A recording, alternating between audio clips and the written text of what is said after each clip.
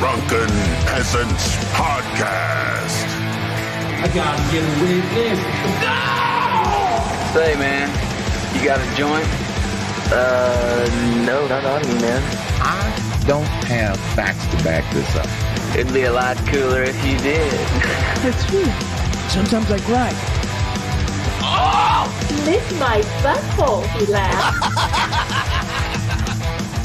From the strangest corners of the internet, here to bring you opinions of the world from an altered perspective. Here are your hosts, the Drunken Peasants. Hi, everybody. It's the Drunken Peasants Podcast, episode 1015. We're doing it live. Thursday show, halfway through the week. Welcome back. And I hear people already, no matter what we do, people will complain. But the only reason we're going to continue talking about the subject we're talking about is because weird stuff keeps happening. Stuff that's like so weird. Why did this happen? Like, Hollywood is just a mess. Just the world is a mess. And this is entertaining and not as depressing as, you know, like a war going on right now or whatever. So we're talking about this. It's hilarious and sad, and it's kind of weird, almost conspiratorial at this point, but we'll get into that. Everyone like the stream. Tonight is our monthly movie review. Come watch with us. Yes. Patrons $10 and above get to watch with us. Yeah. After the show. You get to watch here for now. Yes. Yeah, and we'll be doing that immediately after this show. Sign up, $10 or more on Patreon, and you will get to see it. I think we're having like a bit of a connection hiccup or whatever, but I think we're cool. Things might just be kind of low res for a moment or two. All right. Let's Ladies and gentlemen watching live right now, like the stream. Those watching pre-recorded, like and comment. And for those of you not watching at all, fuck you. Yeah, you'll never even hear this. You won't even know we said fuck you. Think about that, people who are not listening. It'll be on their soul till death. On your soul. It'll mark their soul till death. I guess we'll get right into it. I want to cover a few of the things that happened before the new. Like, there was news that broke in the Will Smith, Chris Rock slap incident that broke this morning, and it was informative. And then something else broke a few hours ago that negated some of the original news. What? So we have to go through that. Let's check out. Oh, something funny to start us off, though. I saw this today, and I laughed my ass off.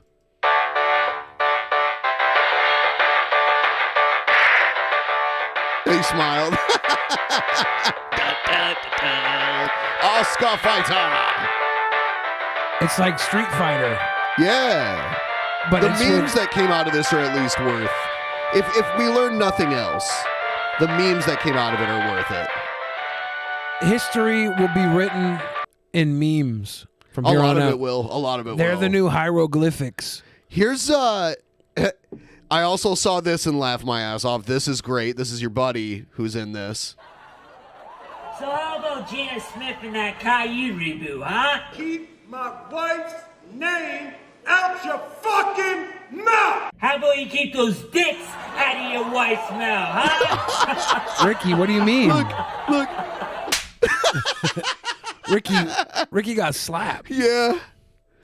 Oh my God. That's not good. You can't put your hands on Ricky unless you're gonna give him physical pleasure. No pain. Maybe Ricky. Maybe that is pleasure for him. Nah, maybe he's into that. I know Ricky. He's not into that. If Will would have came up, put a thumb up his butt, Ricky'd been like, "All right." Here's a little thing that talks about Chris Rock's brother. That's also a comedian. Crack Rock? I don't even know his name. They'll say it. Chris Rock's brother isn't here for Will Smith's apology. Ooh. Tony Rock shared his thoughts on the Rock. King Richard star, expressing regret for slapping Chris on stage at the 2022 Oscars. I've seen that like 200 times now. In a series of tweets on Tuesday night, Tony made it clear that he hasn't moved on from the incident and is, quote, waiting for Will to speak directly with Chris. When asked if he approves of Will's mea culpa, Tony offered a simple and straightforward no and denied reports that the pair has reconciled. Will shocked the Dolby They're Theater showing it audience again. and millions of at-home viewers when he took a swing at Chris during Sunday's live He didn't broadcast. just take a swing at him. He like made contact. Following the comedian's quip about Jada Pinkett Smith's shaved head, the Red Table Talk host Yeah, okay, whatever. I just wanted to... Jada Pinkett Smith is so beautiful. Yes, she is. She is, actually. Did I tell you I saw her in person years ago?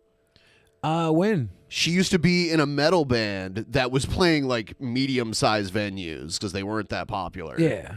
And they played in Toledo once. I think it was like 2006. Wicked Wisdom.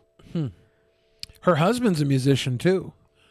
If you use the term loosely, yes. So are their kids. since the narrative is now Oh yeah, I guess Chris Rock did like a documentary or like a movie called Good Hair. Yeah. And it was based on black people's hair. And it was because his daughter asked him why they couldn't have good hair or whatever. So changed it was to all like my bro probably does is 10, 15 disrespect years women ago? of color. was it? I Pretty Chris sure it has was a yet to long speak time ago. I remember publicly about watching what- it when it came out. I've never seen it. So I wasn't sure. I just heard that. Yeah, so he also confirmed that they hadn't talked and worked anything out. Nothing was worked out. Here's a guy that Will Smith, if this guy would have told that exact same joke, Will Smith would not have gone up there and slapped him. I can guarantee it. Do you know who Shannon Sharp? Chris Rock's shows we are go. now fully booked and prices skyrocket. Yeah, but those are scalper prices. Like, people buy up tickets to anything they think people might want to go to and jack up the price. Even if they don't sell them all, they make a profit. Yeah, but it's And like supply and demand means he's going to be able to he could supply raise more seats and demand more money in the he future could, too. Yeah, that will. is true. That is true. And to have Will Smith behave in this manner, he's talking about, disrespecting everybody, but he's protecting his wife. Well, where was her protection of a man when she was at the red table talking about what she was doing with this entanglement? Where was her protection of her husband? Chris Rock is a comedian. What But protection comedians of do? her husband, it's been pretty widely rumored that Will Smith and her are in an open bisexual relationship for over 2 decades. Yeah, That's been and the rumor. It's funny when people bring that up to me. Like, I chuckle at it because they're the ones who put it out there. But I wouldn't personally rip on that because it's none of my, it's none of my business, but they told everybody. Like, I'm not judgmental about that. But the idea that maybe you should have worried about your wife having dicks in her mouth is an unfair because he's not worried about it. He's not worried about it. He wants them in his mouth, If it's too. an open relationship, as rumors have been, then you guys are playing by different rules, judging him on this, right? Like, everybody has this traditional family value, man and a woman, monogamous outlook on things, and you can't judge them based on your values. He right? says some other crazy stuff, but I think it's funny. They can do this better than anybody else. They can take a real life situation and make it funny. That's what comedians are. Comedians take situations, and that's why I say, we up here all the time, Skip, I say there's truth in jokes. That's what they do. There's the most truth in jokes. It's very true. She did have a bald head. It's true. There's the most, joke all the fuck you want, but these people are not comedians.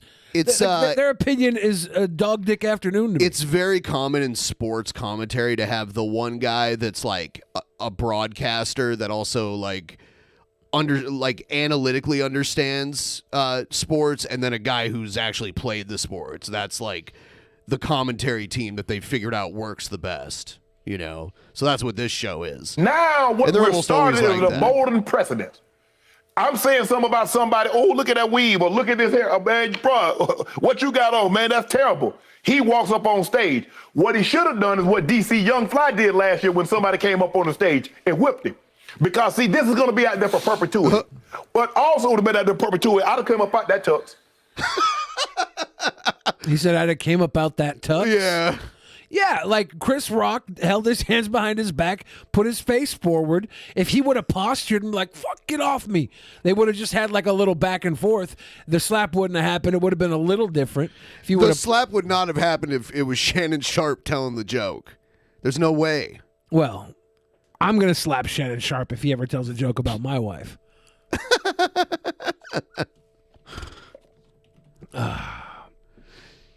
Shannon Sharp, 6'2", 228. I'd have whipped Will Smith's ass. I know you. I would have whipped. He'd have had to whip me, or I'd have had to whip him. Cheesy And every Ched time- says it's funny that Jimmy Dore condemned Will for this action when Jimmy Dore is guilty of assault himself. What a stupid hypocrite. Well, we had Jimmy Dore on here and asked him about that, and he talked about it, and he said he regretted doing that. That was years ago. Yeah. So, I mean... I'm sure Will regrets doing this too. Oh, yeah. Of course he does, but he's too proud to admit it. At least right now he is. It's been quite a while. He did have his little shit apology, right? It was an awful apology, but yes, it was an apology. Yeah. It was awful. Time I see him, it's on site. There ain't nothing safe. That fucking self-indulgent acceptance speech was the ultimate insult. Like, after what he did, like that could have been his moment in the sun. And actually, probably after that, Chris Rock would have looked bad if Will would have just been like, whatever. Or maybe he could have been like, shut up. Like, he could have yelled. I think Chris Rock would have came out of that looking bad to the people that understood what was going on and took offense to it. And I mean, he still kind of does, but he would have looked worse if Will Smith would have just like brushed it off and went on to win the Oscar later on and didn't have to give I'm just like the character I played in this movie that I just won an Oscar for. He was defending his family, and that's what I'm doing. Like, it looked dumb, and he cried, fuck. Hey, hold on. I'm watching him at the Vanity Fair, and Will Smith is carrying on like ain't nothing happened. And then you apologize to the Academy. After the Academy, you need to apologize to that man. Skip, let me tell you, there's three things, especially in our community. You say the N-word, you spit on me, and you slap me. Because if you go back when we were less than, that's what they did. They didn't punch you, they slapped you. Got it. Because that's the ultimate sign of disrespect. He's like, got it. Don't hit me, sir. Okay. He's mad now. Got it. Wasn't sure. Now I know. Okay. Oh, they said you spit, they whipped you, they slapped you. What else did they do? Got it. I'm going to write this down, okay? Will there be a test? I think there will. This is a pop quiz. Got it. It's a pop quiz. If you get a question wrong, I pop you. When you hit somebody, they don't say I'm going to punch you. They say I'm going to slap the you-know-what out of you. Because that's the ultimate sign of disrespect. Will Smith and his crowning... There is also a lot of disrespect about talking about people's moms and wives. And the disrespect is all over the place. I saw an interview with Will Smith's mom disavowing the whole thing and being like, I've never seen this side of him before. Well, maybe she shouldn't have sent her son to fucking Bel Air and let him learn he to turned fight into in a the streets. snooty motherfucker. Yeah, that's the Bel Air slap fight. Achievement. Got the He learned that Bel from Air Carlton. slap fight for He real. finally That's won an Carlton Oscar, moves. and he's had some performances that he could have easily won one. Now, Will Smith won the Oscar in 2022, but this overshadows it. He's never going to be able to live this moment down. What should have been his greatest moment, his joy? We almost forgot about Will Smith 10 years ago when he was doing movies with M. Night Shyamalan that failed. He was on Which a one string was that? He did one with, I think, Jaden with M. Night, After Earth or something. I can't remember the exact name. You know what? I remember that now. Yeah, but his career was in the shitter, and he's been slowly climbing back up out of it. He Ever won the since Oscar. Suicide Squad, I think he's been climbing up out of it. And is this the end of Will Smith's career? Fuck no. Fuck no. We had Robert Downey Jr. get drunk, walk into the wrong house, climb into a little kid's bed. There wasn't a kid there, by the way. Of course not. But he climbed into a little kid's bed. His neighbor's And they found him bed. there. They found him in his bed drunk. He came back from it as one of the most beloved fucking actors currently. That's a rising from the ashes story, yeah, if there is one. We're going to be just fine if we're Will Smith and the Will Smith family. If anything, this is a reality check. They need to get their fucking shit together. They do. It's marred by by this. Because most people anticipated he was going to win Best Actor. Right. Okay. And so now you take the moment away from Venus and Serena about their dad, the story about their family and their dad. You stole that. All right. So, yeah, we got the gist of that one. You take I got the a few story more. from their family and their dad. More people are probably going to watch this now than watched it before because they know Will Smith won an Oscar for it, and they're like, oh, I want to see it. I want to see what all this fuss was about. He basically says here, this makes black people look bad, is basically what he says here. Bullshit. That's what he says. You know what? This makes Will Smith look bad. Black people are not responsible for fucking Will Smith's actions. Everyone involved was black, so doesn't matter. They're not responsible for other black people's actions. That's what I'm saying. It's racist to say this makes black people look bad, and it's stupid to say it makes black people look bad. It makes you know what this. It doesn't make them look good or bad. I'll say this: it makes rich people look bad. Well, Chris Rock is rich, just not even like I looked it up. Will Smith has like 3 or 4 times as much money as Chris Rock. Yeah. He's still a super rich guy too, though. He's got like tens of millions of dollars. You know, the only thing that looks bad for Chris Rock in all this is that he kind of sat there with his hands behind his back and his head ready to get slapped. Like, did you not think you were gonna get slapped? Is that how safe you know what you I are think? now? I think he was like, "All right, you coming up here? Yeah, let's do a bit. Come on." I think it was that. Yeah, that's what. And I'll play someone in a minute that kind of gave the same analysis. I do want to play someone that we regularly watch on the show giving their analysis on this. But I got multiple questions. I'll just start with these two. One, what's your take on it? And number two, what if Can every we pause time this? It's called the nightly nuge. The nude, yeah, instead of the news. This is. And Ted's growing a beard now. He used to always just have the dome goatee. Now he's going the full-on beard. He really does look like Revelation News' dad. folks, I got a bow and arrow and a guitar. Is this a trans person co-hosting with him? Yeah, Ted is so progressive now. You wouldn't believe it. I'm impressed. Everyone liked the stream if you haven't somebody already. said something negative This looks to like Ted Maga Nugent Rosie O'Donnell hosting with him. or Shemaine Nugent, that you would, what would happen if you got up and smacked him? And two, I would hope if you did get up and smack a guy that had his hands behind his back, it would actually knock him down. Take it from there, buddy. There's a royal clusterbuck unfolding before our very eyes every day. There's all kinds of dynamics going on. And if I may, the author of Wango Tango would like to opine. He is a fucking toxic ego. And he's someone that's been famous, like, not famous like Will Smith, but relatively famous his entire life, can make a living off of just being who he is, like a very comfortable living. And he's like number one to like everyone around him, and they all kiss his ass. He adopted an underage girl so he could take her on the road and fuck her. Yes, he did do that. That's so he did do that. Strange. I mean, the really fucked up part is that her parents signed her away. But it's all fucking strange. I mean, his part's fucked up too, but his parents are or her parents are worse. And number one, black on black crime is quite visible. That's what you take away from this? It's everywhere you go. Both of those guys are richer than Ted Nugent. Oh, even at the Again, Oscars. comparing this action to the black community is racist. Ted Nugent, we didn't need him saying that to think he was racist, though. Right. Let's remember that. Ted Nugent just is a fucking racist old codger. Broadcast globally, black on black crime. Okay, there's a number of dynamics that I would like to address. Number one, Chris Rock has had some brilliant moments where he's identified the failure of his culture. Listen to him. He's going full racist, I guess. To respond adequately and properly when pulled over by the police, and how not to get killed. So we applaud Chris Rock on those rare moments where logic surfaced in his life. And with all due respect, I got to hang out at the Comedy Store with Richard Pryor. I like how he names Richard Pryor first of this list. Rodney Dangerfield, Sam Kinison, Robin Williams. So I know that humor is supposed to be irreverent and outrageous. So Chris Rock's whole career is based on outrageous and irreverent. Certainly Will Smith knows that. And then there's another time in our culture where if you were disrespectful to my woman, that I should be able to cold cock you flat out in the street.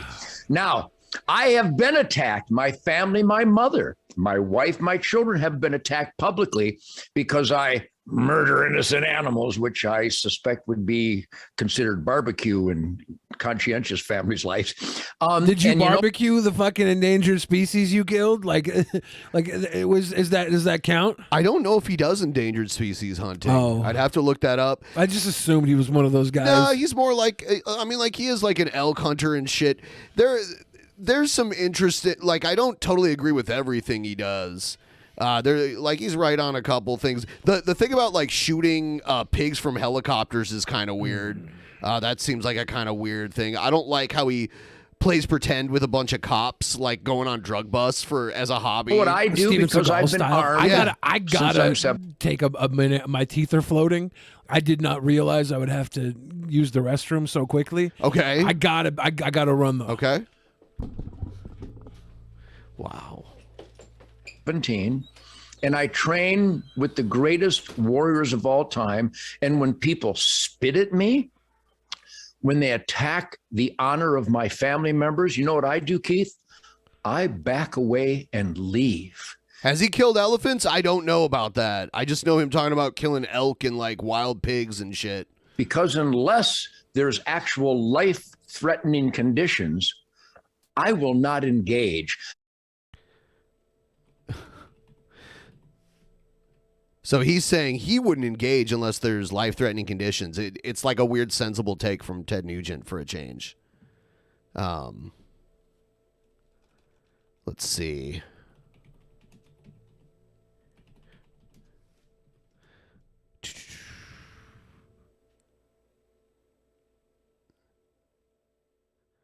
I don't know. I don't know if he actually does kill endangered species. If he does, he's a piece of shit. It's a weird kind of person that likes to do that. I think Trump's kids did that shit too, right?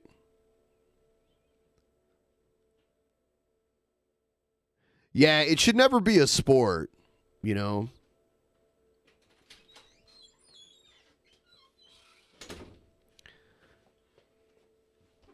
Everyone like the stream if you haven't already. Yeah, and he's a piece of shit because he has a lot of terrible views also. Yeah, it's weird because even Ted Nugent's like, I wouldn't attack someone unless my life was in danger, which is weird because I thought he would say something totally different. But, you know. Here's Tom Segura. You like Tom Segura? Not particularly. You don't? I don't have a problem with him. Wow. Joining us right now is a man who's a future billionaire. We all I like believe. Pat McAfee. Incredible businessman, incredible podcast host, unbelievable stand-up comedian, friend of the show. Ladies and gentlemen, Tom Segura. Yeah! What's up, guys? Where are you at? New York? I'm in New York. I'm wearing this hat because my alopecia's acting up. He's doing an IRL stream. He says, okay, Tom, I'm happy you're joining us because I've been seeing you on the internet. Has this become a thing, huh? Is this what Will Smith did, do you feel like was an attack on all comedians and maybe setting a precedent for what you can do or jokes being not accepted in the right way? Fuck that cuck. Let me tell you this, man. The idea that your entitled ass thinks because your feelings are hurt, you get to assault one of the all-time greats because you fucking feel, and then the cowards, the spineless cowards that are in Hollywood, in comedy. We have a list going of these fucking guys. Anybody who did not stand up and say some shit for Chris Rock, we're going to ruin your fucking life. Fuck you, Tom Segura, you pussy. You fucking cancel culture pussy. You know what? You know what, Tom Segura? I'm going to ruin your fucking life, you pussy. I'm going to start IRLing in New York City. And when I see you in the streets, what are the kids doing now? Peppers. No, I'm not. No. I just want you to know that. How come? Do you feel like that was an attack on all of comedy there?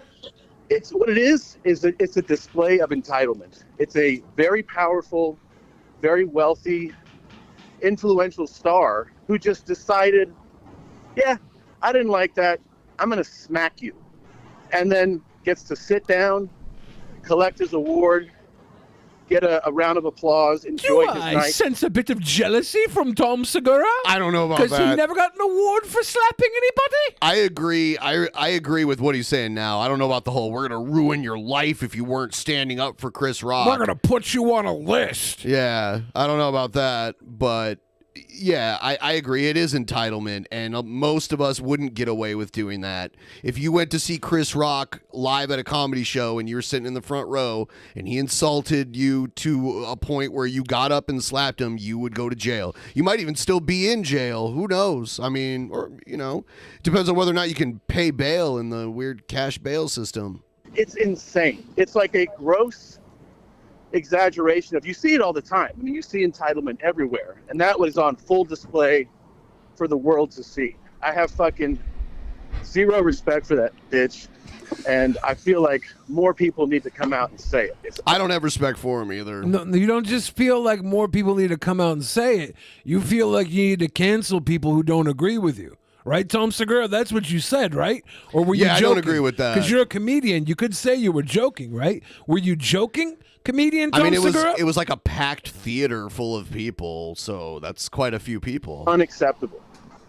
Tom, what do you think Chris Rock was going to say? He held himself back. I feel like he was very composed. It looked like he had was something stunned. He was up. stunned. He was stunned. He's a professional. He was stunned. He actually, you could tell when Will walks up that he's like, oh, this is going to be a funny bit. You're going to do something hilarious right now. And he gets smacked and he just doesn't even know Tom, what to do. Imagine if he walks up to him, puts his arm around him, and like they start like doing like something like that could have happened there, right? I mean, there could have been a funny bit that could have continued in that whole thing. Clearly, that's what he There thinks could is have gonna been, happen. yeah. Yeah, and that's probably what Chris Rock thought was on its way, and it was, and that's why he was like, "Wow." Probably. Because he was like, he thought something cool was about to happen. They could have played off each other. He clearly thinks that's going to happen. And then the way Will Do we Smith have Chris Rock's commentary on all this? Yeah, we'll get to it. The way Will Smith turned around immediately and turned his back to him and like walked away with a smirk is like the weirdest part about it. It's he was considering his job done at that point. I heard people say if you smack someone and you can immediately turn your back around and walk away, you probably slapped the wrong person.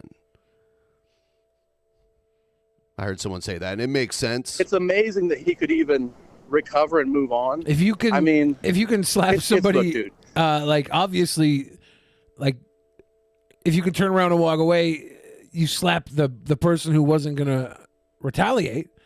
That's one aspect of it. Like if you could turn around and walk away, like Chris Rock did not need to be slapped there. Right. Like that's definitely not a need to slap situation. Of course. I think in most altercations, if you can walk up, slap somebody, and turn around, you can probably get a foot up your ass at that point. But I think Chris Rock was, like, what just happened? I'm hosting the fucking Oscars, and Will Smith just slapped me. And then he went on to say, greatest moment in television history, which I think is up there. It's up there. It's one that you can talk about without anything really mattering. Like, there's been huge moments in television history that actually were, like, traumatic. It was Joe Rogan that said it. Someone just, I couldn't remember who said it because I watched so much footage on this. But yeah, it was Joe Rogan that said it. It's wild that. Man, there's been so much misinformation on this shit too. Like there was that fake apology that I think was it was created by trolls, but so many people just took it as true. Which apology? The fake Chris Rock apology. Oh. There was a fake Chris Rock apology that came out before the Will Smith apology. I didn't see that. Yeah. That guy. Yeah, I didn't talk about it because it looked fake, but everybody, a ton of people, including Joe Rogan, including a few other people I saw, reported it like it was true at first. Getting away with that, and I just, it's just entitlement. I mean, it reminds me. I used to live in L.A. and you'd be like on Beverly or. All right, yeah, he's about to make an analogy. It's like whatever. Here's and we will get to Chris Rock eventually because Chris talked about it. Here's a new angle. And I hate TikTok because it like ruined this piece of footage. I don't know where the original is, but this has like TikTok shit over it, which is annoying. But it's a different angle of Will and Jada while like right after the slap, so we can kind of see. People have not seen. Look at Jada's reaction.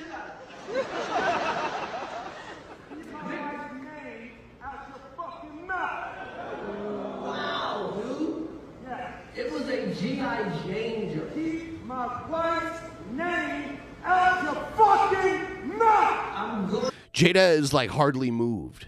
She's very still. Okay. She had early on. She had like a little. Was it a laugh right after it happened? Eye roll. An eye roll. Yeah. Right after the slap though. Like her head was moving in a way that I think had some sort of laughter. Do you think to she it. was laughing at the beginning? Like look as we watch. Yeah. Okay, so he's walking off the stage. People have not seen. Look Everybody's laughing. You hear everybody laugh? Yeah. at Jada's reaction. She just laughed. Yeah. She was like, ha ha ha. Yeah, that was a laugh.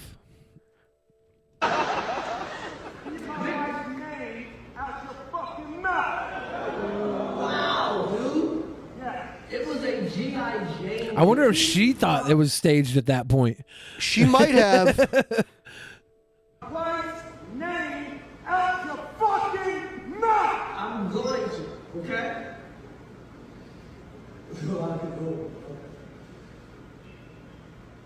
That was the greatest night in the history of television.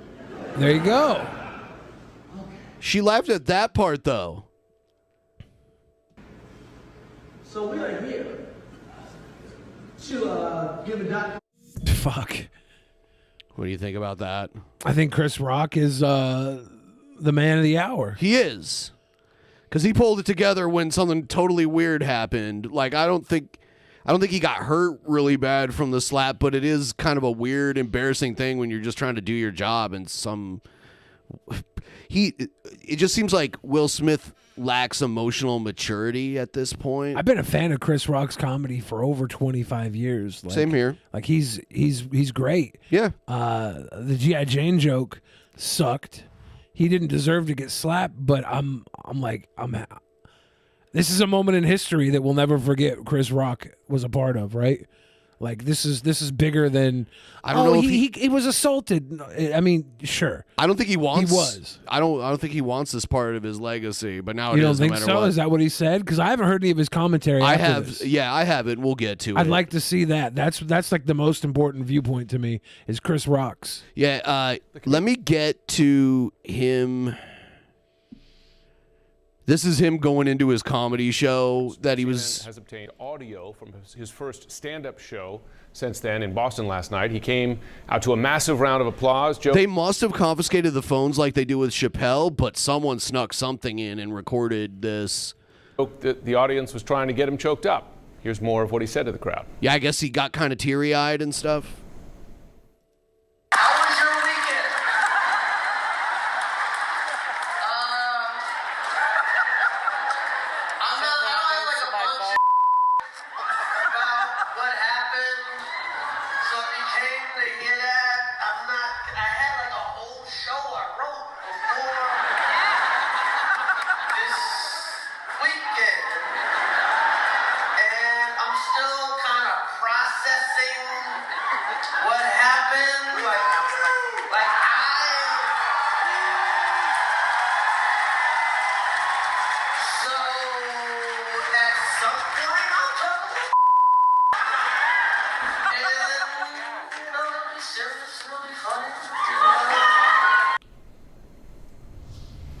So he's still processing, and Yeah, he probably, wants to see where everything lands. He doesn't want to make an official statement yet because he doesn't have to.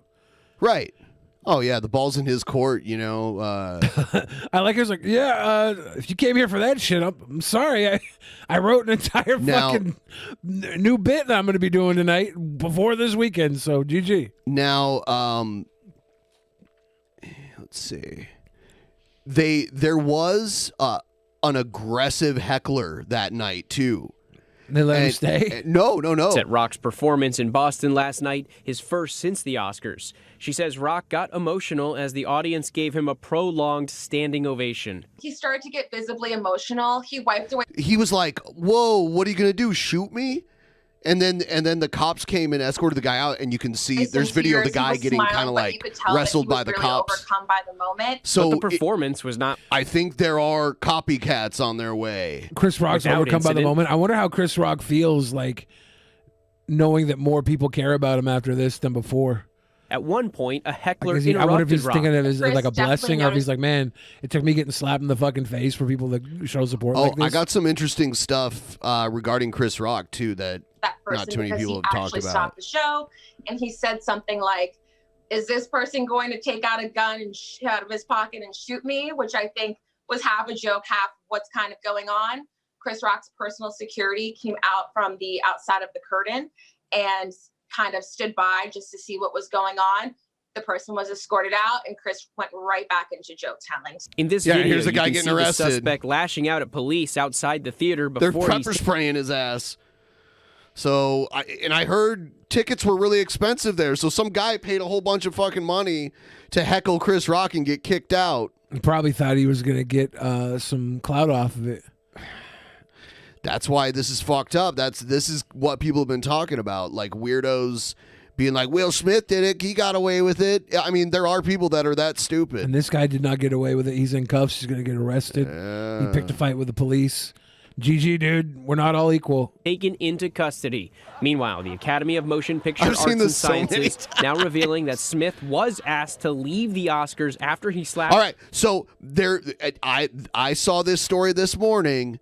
The Academy, Rock, but he refused. The Academy now apologizing look at to this. Rock, saying, This was the Academy's official statement this morning. Mr. Rock, we apologize to you for what you experienced on our stage and thank you for your resilience in that moment. The Academy also announcing it has begun disciplinary proceedings and adding, while we would like to clarify that Mr. Smith was asked to leave the ceremony and refused, we also recognize we could have handled the situation differently. So, about an hour ago, or a few hours ago, it came out that Will Smith was not asked to leave. Several sources have confirmed that he was not asked to leave. So now we have the Academy caught in a lie regarding this whole thing, which makes Will Smith look like a victim to some degree in this scenario.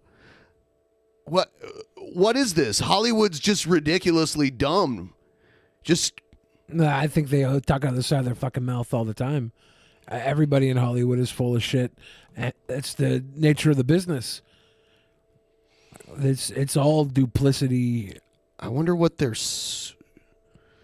Will Smith was never asked to leave Oscars after he slapped Chris Rock. In fact, the opposite is true. He was told by the producer of the show he could stay. This according to sources with direct knowledge who were present. As you know by now, the Academy said Wednesday they had asked Will to leave the Dolby Theater after the slap, but he refused.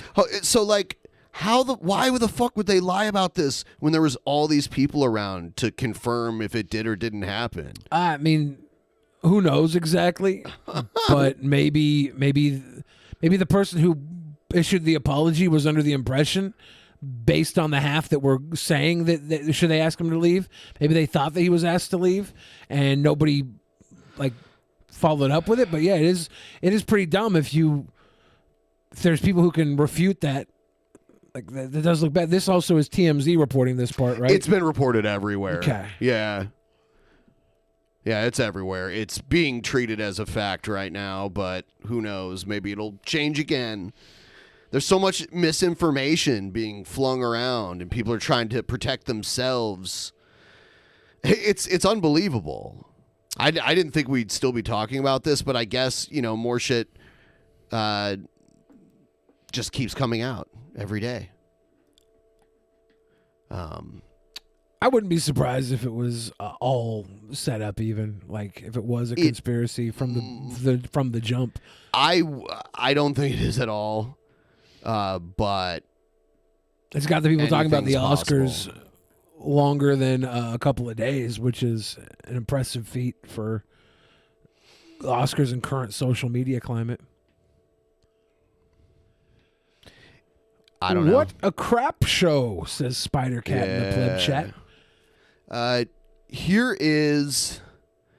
Here's something that might explain why Chris Rock reacted the way he did. I have something here. He did a podcast a few weeks ago, prior to this, and he talked about his mental struggles and the type of trauma he went through as a kid. And there's a traumatic event that he describes here. Will So Smith or I Chris Rock? went into Chris Rock. therapy. Did I say Will Smith? No, Okay. no. I remember Will Smith talking about a traumatic event from his childhood. Oh, People sure. have been bringing up With lately. Conan's therapist. I piggybacked on his therapy. It's Dana Carvey and David Spade's podcast, which is like everyone has a fucking Therapist? podcast now. At 5, I was in it for 5 years. What? So you went through it intensely, right? So what's the headline? What's the takeaway for you? You know, mine is that I have a hard time taking care of myself. I'm always trying to help other people. That'd be one of them. You know, get to so for myself in about 28 years. Right. Since I got that Corvette, like, I don't know. I mean, what I've learned in therapy is like, childhood trauma is like some real shit. For real. And you gotta, until you deal with all your childhood shit, nothing's gonna work out for you. You gotta start at the beginning. It's like working on a script. Okay. Interesting. Page 1. So when I met you, you were a young man. But I was a young man. Were you ever kind of like snarky and spoiled in high school? Because by the time I met you, you seemed kind of like this guy, at least in maturity. You weren't bitter. You weren't snarky. You were never in a group with comedians kind of shitting on some other comedian. So I noticed that attitude you had as a young man. But I guess the childhood stuff for me, it was like I had a lot of anger, and it was in my stand-up. It was in my characters. And once in a while, I'd go off on any kind of authority figure that turned into my dad. But I'm getting really deep here. I got past that. But how did your anger express itself then to you? I mean, here's the weird thing. It's when I was, my childhood, I was bullied ridiculously. Did everybody hate Chris? It seems that way. Bullying because I was just a little guy. And then I got bused to school, so I was a little guy and I was black, right? It's hard. So it's like I'm getting double bullied. If I was white, I would have probably got bullied too, but it was just like, But you're also supposed to be tough, probably. Yeah, it was pretty rough, right? And it was pretty like every day. So it's weird. I had a weird temper. This is crazy, this story. It's gonna be a weird thing. I was the oldest of 7, and I was weirdly smaller than my younger brothers. So it was a weird thing where your brothers like, hey, so and so down the block bothered me, and I'm like, I gotta fucking go protect Andre or Tony, Yeah. Wow. and I'm fucking smaller than them. So anyway, one day a guy really disrespected me really bad, like mushed me at a party. And I don't know what mushed me means necessarily. Like Push your face? Like that. Like mushed me and pushed kind of like kicked sand on my face in front of girls and shit. And I went home. I put a brick in a book bag. This is like a legendary story in my neighborhood. Bad Boys, yeah. And I fucking swung that shit and smacked this guy in the face with this brick and then stomped him Joe Pesci style. Wow. Now, to the point, we thought he might die for even 3 days later. Every time a cop or whatever would come through the block, we'd be like, we're literally talking about ways of getting me this down south like that would have helped. Huh. Long story short, from that day on, as my shrink puts it to me, you have been scared to be angry ever since. It's interesting.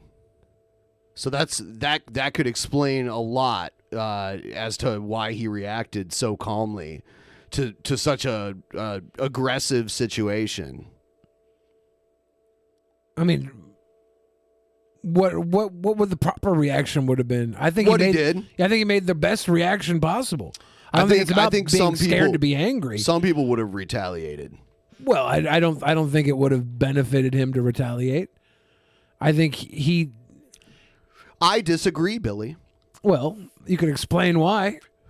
I think this could be kind of this even though this interview occurred before the whole thing happened, it was just released as a clip on their channel today, and it kind of, I don't know, to me it explains possibly why he reacted the way he did.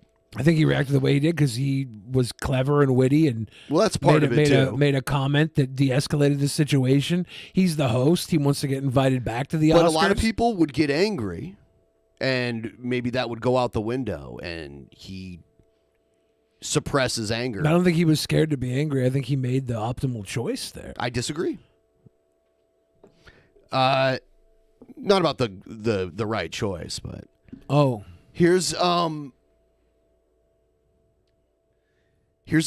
Will Smith. We have two Will Smith stories. People telling stories about Will Smith. I heated up Nelson Mandela one time.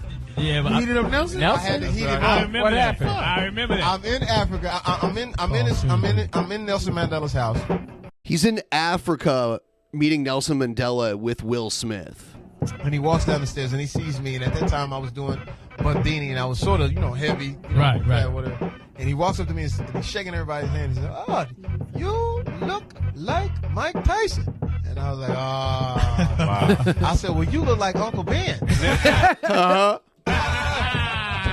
Minnie Rice. Shouts out to Jasmine Rice. Nigga, Will Smith grabbed me by the neck and drugged me and said, "You can't do that." And I said, "What the hell are you trying to do?" He's grabbing people by the neck. That's gonna get his Jones on. Yeah. And then you sent me this one. Paul Rodriguez, that he was in the movie Ali with Will Smith. Yeah, this is both from the Ali times. Yeah. That we're seeing here. We saw that he was there. He was doing Bundini and Ali with Will Smith, which Jimmy Fox was. They were in Africa filming. I wonder if Will Smith was just going through a tough time during this period, or if he's legitimately always like this. Maybe he was on roids to get big for Ali. They said he put on like 35 pounds of muscle. Yeah, I don't think we could blame it on the roids, but the training regimen was probably enough to, the adrenaline and the testosterone running probably was enough to make him uncomfortable. It's the roids. Comedian Paul Rodriguez says he's experienced Will Smith's rage up close, and it's horrible. And of course, like a lot of people who maybe have bad blood with Will Smith are going to come out and trash him now because a lot of people are trashing him. So when he turned around, that smug, that look like that, I'd seen that look before. I feel like I got slapped every day with a verbal abuse. Rodriguez worked with Will Smith on the 2000. He's hardly recognizable right there. There's like prosthetics. He looks more like George Costanza than Paul Rodriguez. Yeah. Ali. Look like a butterfly, sting like a bee. Will Smith packed on 35 pounds of muscle to play the boxing legend. His startling transformation earned him his first Oscar nomination. Look how good I look. Rodriguez says during filming, Smith became a real-life Jekyll and Hyde. I'd be walking around and he'd hurl some insult. I just kept it in. I went, what am I going to do? Rodriguez was cast as Muhammad Ali's boxing ring physician, Dr. Ferdy Pacheco, a role he traveled all the way to Africa to perform for the Rumble in the Jungle scenes. Rodriguez says the real-life doctor showed up on the set, and that's when things turned nasty. The doctor allegedly ranted that his character didn't have a big enough role. Rodriguez says the doctor hurled racial slurs at Will Smith. After that, Rodriguez claims Will Smith took out his anger on him. Will Smith says, "You better be careful. You're far away from anyone who likes you." I go, where does that come from? I mean, what do you mean I'm far away? He goes, "Ain't no Mexicans here in Africa." I said, whoa. I mean, So the guy he was playing went after Will Smith with racial attacks? Is that what they're saying before? No, you say Will Smith went off on racial attacks on him. Oh. And he's describing it right now. That's what I took from it. I thought they said that the doctor that he was playing attacked Will Smith, and then Will Smith took that out on him. Oh, you know what? You're right. That's what happened. That's so fucking weird, You're right. dude. What? Rodriguez even kept a diary of the traumatic experience. The insults just continue. That look that after he hit that look of impunity, and I'm saying to myself, it went from one of the happiest moments of my life to a horrible situation. Rodriguez's scripted role was cut. Doctor must have been extra pissed. He was basically. I wonder if Will had the whole role cut because the doctor was being racist against him. Maybe. reduced. Why was Muhammad Ali's doctor racist? Maybe, like, who knows? Who knows? I don't know. That of an extra. I had lines. I didn't audition to be an extra here. It was humiliating.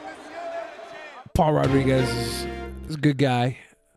Yeah, he's been in a lot of stuff. He's very recognizable. I hate to see him with a diary, keeping tracks of all the times he's been humiliated. Hope he does better. I hope this gets him some help. Paul Rodriguez. Hope things ease up for you, my friend. Yeah. So everyone, give the stream a like, please. And we're trying to meet 50% of our goal going into Saturday every month or every week, so we can meet the goal to do a bonus show. If you want to chuck us a couple bucks, you can. We have Vito scheduled to be on Saturday. Ooh. Yeah. I was gonna have Jeff Holiday tonight, but he had to cancel. So luckily, we have each other. Ooh up, dooby doo boo up. Are we Hanson? Yes.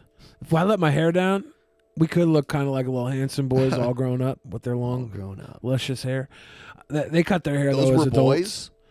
I mean, doesn't matter to me. Because I never was a fan of their music. No, neither was I. The one song though got stuck in my head. Yeah, the one song, the only one that they're like a one-hit wonder. The Unicorn of Kiev. Kiev. Mr. Morton says, you know that Scientologists have anger problems too. Quite a coinky dink. Uh-oh. Oh no. Mouse Fitzgerald says, if I ever have a kid, I want to name him Vito. Interesting. Yeah, that is interesting. You should name him VETO. So if he becomes I'm president, vetoing. Yeah, if he becomes president, they're like, that's Vito. He's the president of the United States of America. Just a reminder, everyone, tonight we're going to do our monthly review. We review, normally it's a movie. We'll be watching it live immediately following this show. If you want to see it, sign up on our Patreon. It's the $10 perk. This is the end of the month, so we do one of these a month. Molly Percocet. Molly Percocet. Got to name him Don Vito. So we can, if you want, we can move on from the slap. Yes. How can we stay longer on slap? Let's move on from it. Yeah. Let's put this traumatic incident behind us. Yeah. I am interested to see Chris Rock's next special. I hope he sells it to Netflix or HBO and it gets released there and he makes a ton of fucking money and gets to have a smart, serious, funny commentary on all this. And I get to listen to him make an opinion on it because his opinion is the one that matters to me the most. You know, everyone that's balding has some form of alopecia. Alopecia is just clinical baldness, and there's different types of alopecia that are defined by the characteristics of the balding and how it happens.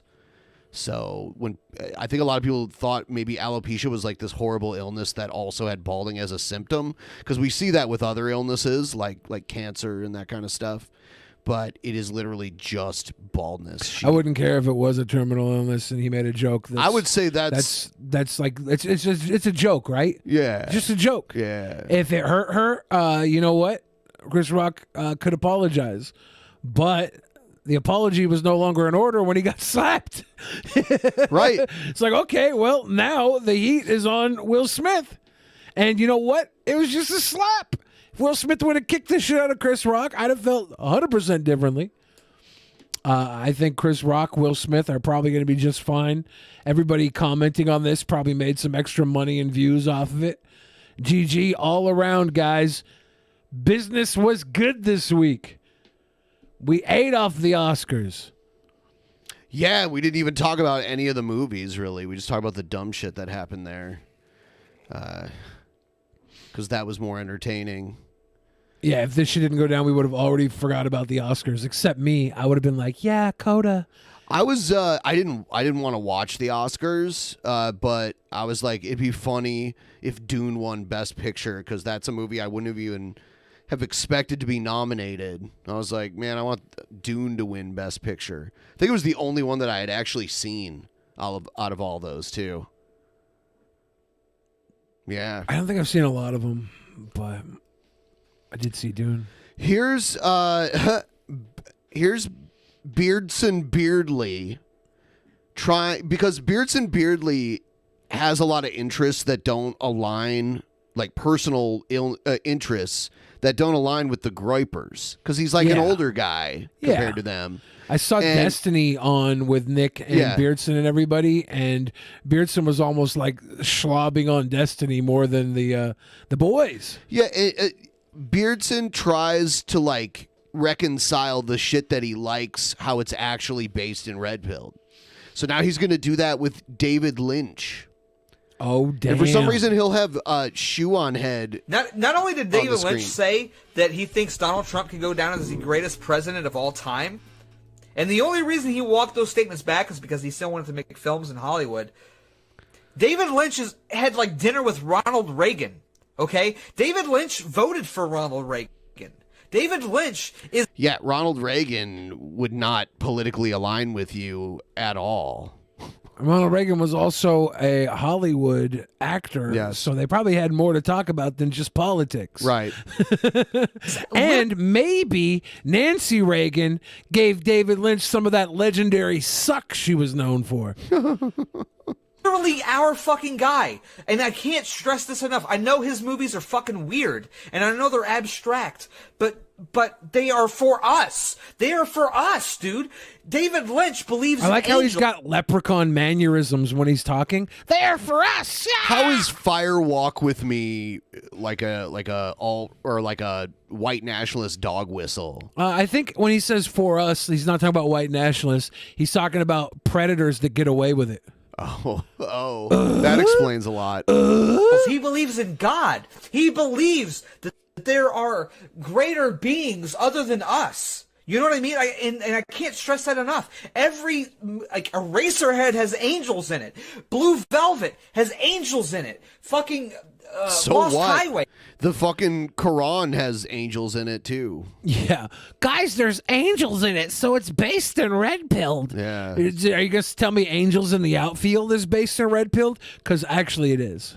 I will stand by Angels in the Outfield. There's angels in it. Twin Peaks has angels because he believes in God, and he believes that God and America. Jews believe in God, but you hate them. So I mean, like, Guys, I could tie little pieces together to make this all seem like it's ours. So let's do it. It's called are the only gross two things rationalization. that are truly good in this. It's weird how they're white, like they're anti-Semitic, but then they pray to Jesus, who was Jewish. But he was one of the cool ones. And when they chant Christ as king, not understanding the irony that they're basically saying a Jewish carpenter is their king. This fucking corrupt world. You know, have you ever seen like a crucifix and there's like a banner hanging over Jesus's head on like a crucifix? I don't recall. Like an actual crucifix where it shows like the crucified body on it. Probably.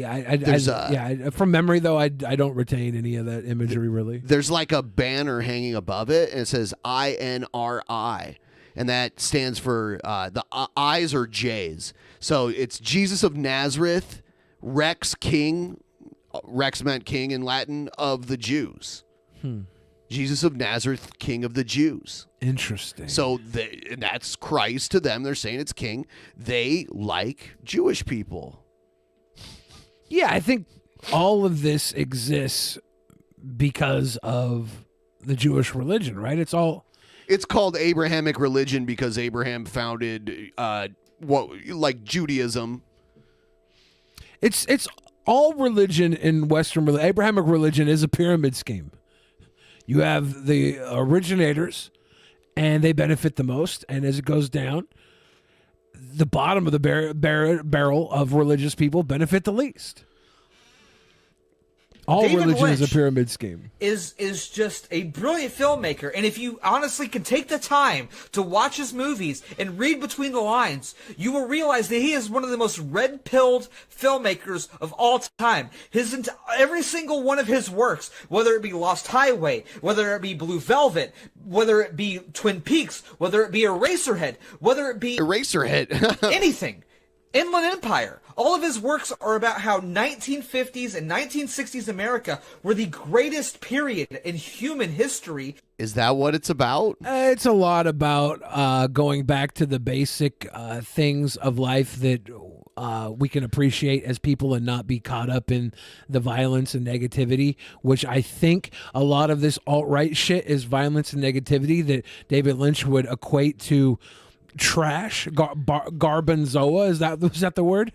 Gorgonzola? That's well, whatever his word is. Garbanzola or Gargan. I mean, David Lynch was really into the film noir aesthetic. Like he likes that kind of thing, and a lot of that's dated, older looking stuff. But I don't think he's signaling to everyone that the 1950s was the greatest. I don't know. He equates a lot of like happiness to like basic things like sugar, food, women, cute Pabst women, Blue Ribbon, love, things like that, right? And I think he equates that in the 1950s because that's probably the era from which he formed a lot of his early opinions on this. And how degeneracy, drugs, and sex have ruined it. And we're past it. That's his message. What is this song he's listening to? And everything he fucking does, dude. I cannot speak more loudly. Watch Blue Velvet. Watch Twin Peaks.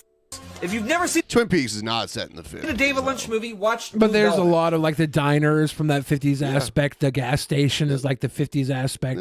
It's on Hulu, I think. Watch Blue Velvet. It is 110% about how 1950s America was corrupted with drugs and sex, and how we had this idyllic society. Yeah. That was 110% ruined by sex and drugs. Watch Blue Velvet. Sex and drugs, not ruined by sex, okay? He very much thinks that the act of love making, not in a monogamous way even, the act of connection is one of the beautiful parts of things. It's one of the good parts of things. It's not. He's not saying sex is bad. He's saying that you should enjoy the real moments in life that are enjoyable and not be sensationalized by the violence and the anger that's out there, which is driving your entire fucking group. You imbecile. You get the part of Lynch you want to get, just like you get the part of everything you want to get. But you don't accept the fact that you're a victim to a lot of the shit he was calling out, and you perpetuate it. When you say you're going to force rape Brittany Venti and then lose your wife, you're not very David Lynchian in that aspect. I showed before the show today, I showed Jeff Holiday your tweets where you were like, "I stand with Will Smith." Sex and drugs has always and been he a wanted thing. he wanted to debate you on that, and he just now showed up right after we'd. Wow. I mean, if you all this stuff is Garmonbozia. That's the word I was trying to think of earlier. Garmin. The corn. Is that the company that makes the Garmonbozia. GPS? No, it's the Garmin. It's from David Lynch. Whenever they have the cream corn and the corn chips, all the corn, all the filler, all the fake. Let's see. The fake sustenance. That's the metaphor there. My guy's entire movement is built on Garmonbozia. We will let the audience decide. I'm making a poll right now. Garmonbozia. They all said no. We know Billy is wrong. There you go. What?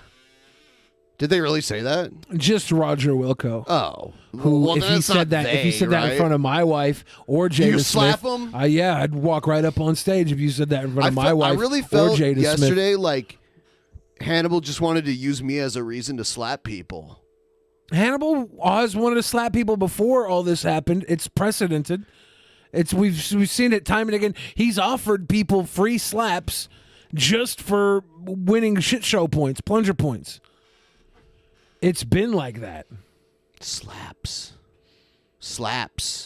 So vote in the poll. I'll give the poll like a minute here for everyone to get their vote in. And it's looking good, so I'll get Jeff in here, I guess. But we'll let people get their votes in. Fuck Weirdson weirdly. Also, Durst is an anagram of turds. Hail Satan. Huh? Sobek is my co-pilot. Turds the worst. Turds. Yeah, people, by the way, if you can send in your thoughts, too, by the way, on anything. It doesn't have to be the topics of tonight's show. It's all about the he said, she said bullshit. I do think the Academy thing, them fucking up and lying, is really weird. They didn't have to do that. They could have just been like, no, we fucked up. But maybe they don't want the liability. Maybe they're afraid of getting sued. You know? Maybe.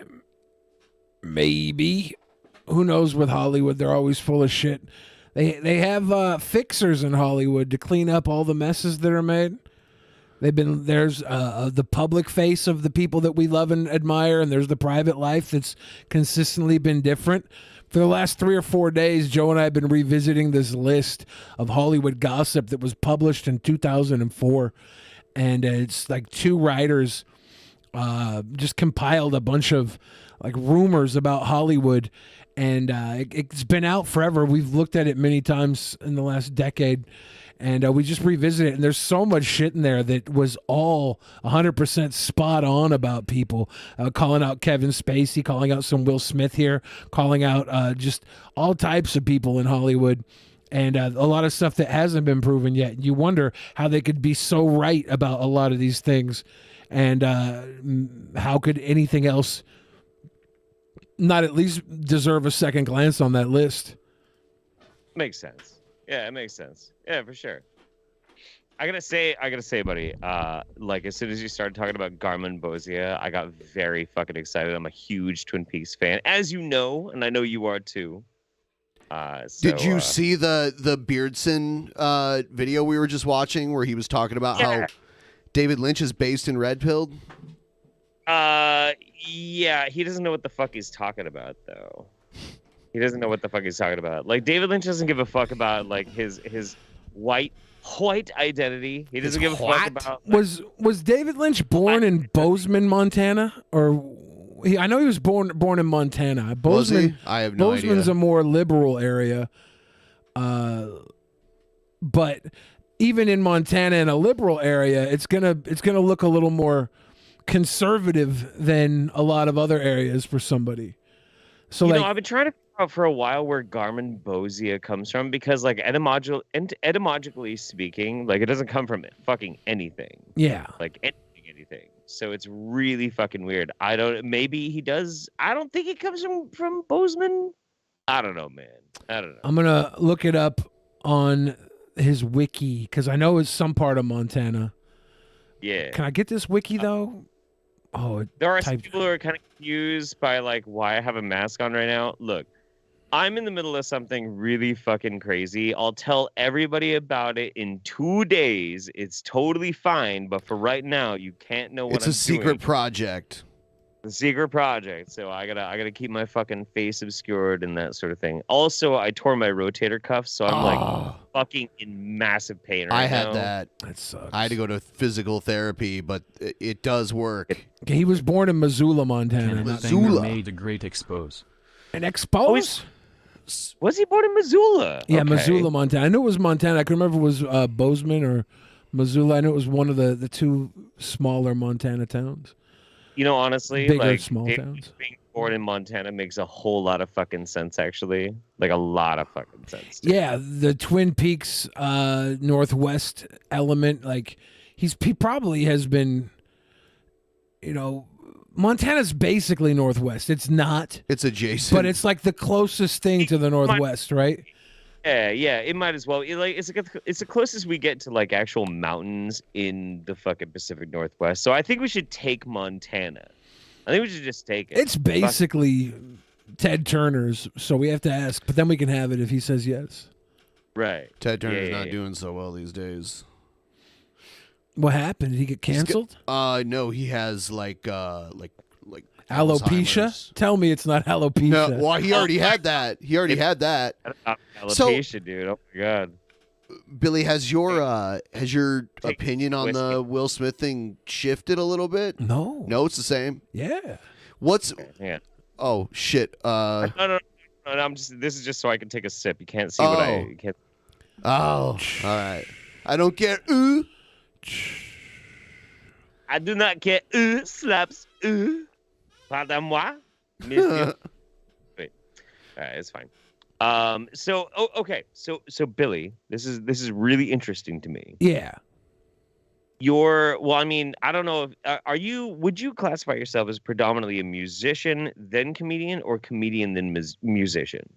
I don't put either ahead of either one. I was a comedian first, a musician second in life.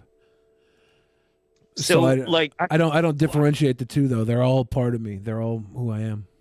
I'm curious too because I don't know if it's former or not. It's former for me, but former bigwig love of the show Jimmy Dore expressed some concerns about physical assaults happening in an awards capacity and comedians being assaulted. Yeah.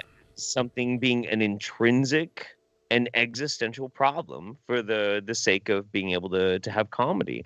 And I think it's a problem for weak comedians, yes. Well, okay, but what? They can't all be Joe Piscopo, okay? Yeah, I'd like to see Will Smith walk up to Joe Piscopo. Maybe Joe Piscopo like 25 years ago. Yeah. But... Sure. Yeah. Well, I mean, okay, so obviously, this has proven something to us, which is like it's not just shitty comedians that get fucking trounced. Like Andy Dick, rightfully got his fucking ass beat to shit. But he grabbed somebody. No. It was John Lovitz. Oh, okay. Just fucking beat his ass because of a joke he made about Phil Hartman. But, and this is the most important part, and this is what I think we're not really paying attention to. Nobody saw that happen. Nobody had a camera out. Like John Lovitz was looking around. Does anybody got a fucking camera? So it's okay to whoop somebody's ass for a joke if nobody's watching? No, it's not okay, but it's better. Why is it better? I think I'm the exact opposite. My entire stance is it was better on TV because everybody sees it and everybody gets to talk about it. If Chris Rock would have got his ass beat by Will Smith, I would not condone that at all. It was a slap. Okay, I'll put it this way. So is it good for the viewer that we got to like have this like ridiculous fucking shit happen? Yeah, of course. Dude, this is fucking candy for us as casual fucking. Is it going to be good for everybody involved? Will Smith even? Probably, yeah. Yeah. Yeah, probably. I mean, was Andy Dick getting his ass beat off camera good for anybody other than maybe John Lovitz? Everybody letting off some steam. Everybody except Andy Dick. Yes, it was. Yeah. So there's more victims in your scenario than in this scenario. No, the only victim was Andy Dick. Yeah, but there's no victims in this scenario. We've all agreed that Chris Rock's going to probably do better because of this. He's already getting his tickets have gone up from $47 to $300. The problem is not whether or not somebody is like a victim of it or not. Chris Rock's going to find a way to brilliantly play this. Of course he will. But the question you have to ask yourself is not necessarily whether or not somebody's really going to be put out by this, but whether or not it should occur. Now, on a purely like audience level, watching this sort of thing, I'm like, oh shit, Will just smack the shit out of Chris Rock. Like, that's good for me, sort of. But that's as far as it goes. In reality, it's embarrassing. It's embarrassing and it's cringy as shit. Why is it embarrassing? Because there's no finesse to it. It's like purely fucking reactionary. Because look, I'll put it this way. Yes, it is reactionary. I'll put it this way. Guys, DP audience, violence is wrong. That being said, I have beaten the shit out of people before in my life, but I did it when cameras were not involved. But even more so, when I've had a beef with somebody, I went and I talked to the person, and more times than I assaulted somebody, I hashed out what the problem actually was. I talked to them in a place where there was no external pressures, there was no cameras, there were no fucking award fucking whatever people around, and most of the time we just worked it out. And it was fine. And then we moved on. And it was fine. It was good. It was good. That's how it should probably be. So you're for violence if it's off camera? No, I don't think the violence is ever good. No, I don't think the violence is ever good. I'm just saying that, like, anytime that I've actually, like, physically assaulted somebody, it was never good. It was a bad thing. Funny? Was it funny that Will Smith slapped Chris Rock? Not really. No. We've all been laughing at it for 4 days. The thing I'm laughing at the most is Will Smith's weird arrogance and... Is that what we're seeing when we're replaying the slap clip? You said you seen it 200 times? Multiple? I'm not replaying it. I play a video and they play it over But you and also over again. replayed the GIF of him slapping him multiple times in different memes as well. So like it's been there was the Street Fighter GIF today. There was the little short videos before. Oh, you mean like the memes and yeah, shit? you've been replaying the slap itself as well. Well, I mean that wasn't really I'm the saying slap. the slap was funny, and we've all acknowledged that. So if this is about comedy, comedy is not always just telling jokes. If this, I think this slap was not as harmful as it was funny. I don't think it was either harmful or funny. Honestly, not really. Well, I mean, I've seen people funny. laugh at it a lot. The Oscar acceptance speech is funnier. His Oscar. No, that's the funniest fucking part about the whole thing. But him slapping somebody is not funny. That's not funny. It's only funny in an uncomfortable sort of way. Then why is everybody laughing at it if it's not funny? Because it's uncomfortable, and then memes come out, and the memes are funny. The memes are funny. The memes are fucking amazing. But, like, Will going up there and showing his old ass and, like, you talk about my wife. Now everybody's talking about it. Yeah. Don't get me wrong. Don't get me wrong.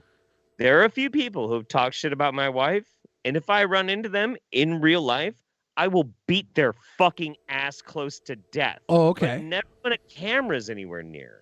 Because So you're saying violence is fine if there's no camera? Because I think it's the opposite. I think that the camera there makes it part of the show. Okay. No, you misunderstand. You misunderstand. If I beat somebody close to death because they talk shit about my wife, it's still not good. That's a bad thing. Oh. I would be doing a bad thing. So it's okay for you to defend your wife's honor and not Will Smith? Is that what you're saying? No, it's still bad. It's still bad. It's still not cool. So what we're what we're agreeing is you don't want to afford Will Smith the ability to do what you would do yourself in certain situations? Do you know what the difference is between me and Will Smith? Yeah, I want to hear. Okay. If I go and I assault somebody in private because they talk shit about my fucking wife, there's still a chance that if there's a way they can find any physical evidence, I could go to jail. But Will Smith can, in public, walk up on one of the most broadcasted shows on the fucking planet, put hands on another motherfucker, and he's not going to face any actual legitimate consequences. Do you know what we call that? Jealousy? Privilege. Oh, yeah, of course there's privilege. Rich He's Will Smith. Privilege. So you're not worried about the action. You're jealous that you can't get away with it. Is that what you're saying? Sort of. Whoa. That's fair. See, because I'm like, disparity that's not fair. I'm not It's rich. fair. I'm not rich. Joe's not rich. I would do this Will Smith shit if put in the right situation. I've done similar things in front of people on camera. Joe has done this multiple times on camera, and he gets away with it. So I don't know if it's really exactly privilege. I think it's people risk versus reward. And some people are willing to take that risk, and they get rewarded. I'll put it this way. Any one of us goes and does what Will Smith does, we go to jail. Will Smith does it, and Will Smith looks slightly less like a fucking wussy and has no consequences otherwise. Oh, he got an Oscar. To him. And he got a fucking Oscar. Yeah, dude. Like, and that's the whole thing that I'd like. And that's the thing that sticks in my craw. Like, okay, violence is wrong. You should not hurt people. But I understand when some people decide to hurt people. I get that because I've hurt people. I have. See, I keep hearing violence. I keep hearing violence here, and I feel like there was no actual violence. There was the slap. There was the assault. There was an assault, but Chris Rock, other than a few moments of losing his train of thought, made the line of the night, calling this the greatest moment in television history, seconds after it happening, solidifying that he understood the moment he was a part of and how huge it was immediately after it happening. I don't see a problem with what happened after it happened. Will Smith should have done it. I would agree with you if Chris was in on it to begin with and he was able to like make that decision himself. Then yeah, sure. When life gives you lemons, you make lemonade. I'm here to drink Chris Rock's lemonade. But all it says is it speaks to the fucking credence that Chris Rock is so fucking good on his feet that he managed to recover it and keep fucking going. He is a consummate fucking professional. That's why. That's why he's been in the public eye for 30 years. Yeah, sure, man. Yeah, no, and that's why I love Chris Rock, and I'm kind of pissed that this shit happened to him. I mean, like, it's not very fair. Now, here's the thing. What's unfair about it? Well, it's not very fair because, like, again, the rules that you and I are gonna have to live by. So it's not fair to us, but it's how's it unfair to Chris Rock? What do you mean? He is now getting a resurgence in his career that is seeing his ticket sales, his supply and demand for tickets go up from $47 to $300. And he's going to get offered a huge chunk for the next big special as quickly as he can turn it around. Okay. Hang on, Billy. I forgot. Over the past like few months or so, people had forgotten who Chris fucking Rock was. Come on. I literally gave you the point where his tickets were going from $47 to $300 overnight. That's supply and demand. That's mathematics. I just want to hear what he's going to say about the fucking Will Smith thing and shit like that. But it's not like people forgot who the fuck Chris Rock was. No, dude, come on. That's if you're telling me Chris Rock a week ago was not as appreciated and respected as Chris Rock today, you're out of your mind, right? I know. I think more people look down on Chris Rock today than they did before. I don't agree. I don't. Because where are your points for that? Because I just showed you where the supply and demand of his ticket sales completely went up overnight. Like, that's my point. That doesn't support your argument. That only supports the argument that people are interested in the fucking drama, not necessarily that they're for Chris Rock or for Big Willie style. I think that the only person that did not have a choice in this fucking instance happening and has to do all the fucking work to try and salvage their fucking career, their public fucking image, find a way to move forward is Chris Rock. What are you talking about? He just got a standing ovation. His live show, we heard the audio earlier. He barely had to talk, and he was getting some of the best applause ever. He is doing very well right now, and he is a professional, and he's only going to pivot this into a better position. He's got Hollywood in his pocket because they fucking dropped the ball on his safety. He's doing very well. Are you trying to make the case right now that Chris Rock's career was helped more by being randomly assaulted by the Fresh Prince of Bel-Air at the Oscars. Are you trying to tell me that right now? Yes. This so we is should just slap more people in the case that maybe not we. If you're an A-list celebrity, you have green light to slap me. Yes. If you're an A-list celebrity, if you're Tom Hanks, come fucking backhand me. If you're Lady Gaga, kick me in the fucking dick. The difference is though, Billy, is that you do possess, much like Chris Rock, you do possess the charisma to be able to look at the situation and twist it into a way that's going to be funny and engaging and interesting. But the thing is, that relies entirely on the guile and the finesse of the person that got fucking assaulted. And if we rely on that to make our argument, then sure, you're right. Jocular Jellyfish says, Billy is so materialistic. We're talking about the Oscars, you fucking diphthong. This is all materialism. Are you fucking... My very first comment on all of this was that Chris Rock called it the best moment in television fucking history seconds after it happened. I think that was sarcastic, that's been my though. point. What do you mean it was sarcastic? He said the best night in the history of television. Yeah, because Will Smith slapped him while he was hosting the Oscars. I don't think anybody else understands. This was Nagasaki levels of news coverage. So, like a horrific tragedy? This was 9/11 levels of news coverage without the tragedy. If the tragedy was somebody getting slapped, this was an amazing amount of benefit and exposure for the most minimal amount of violence.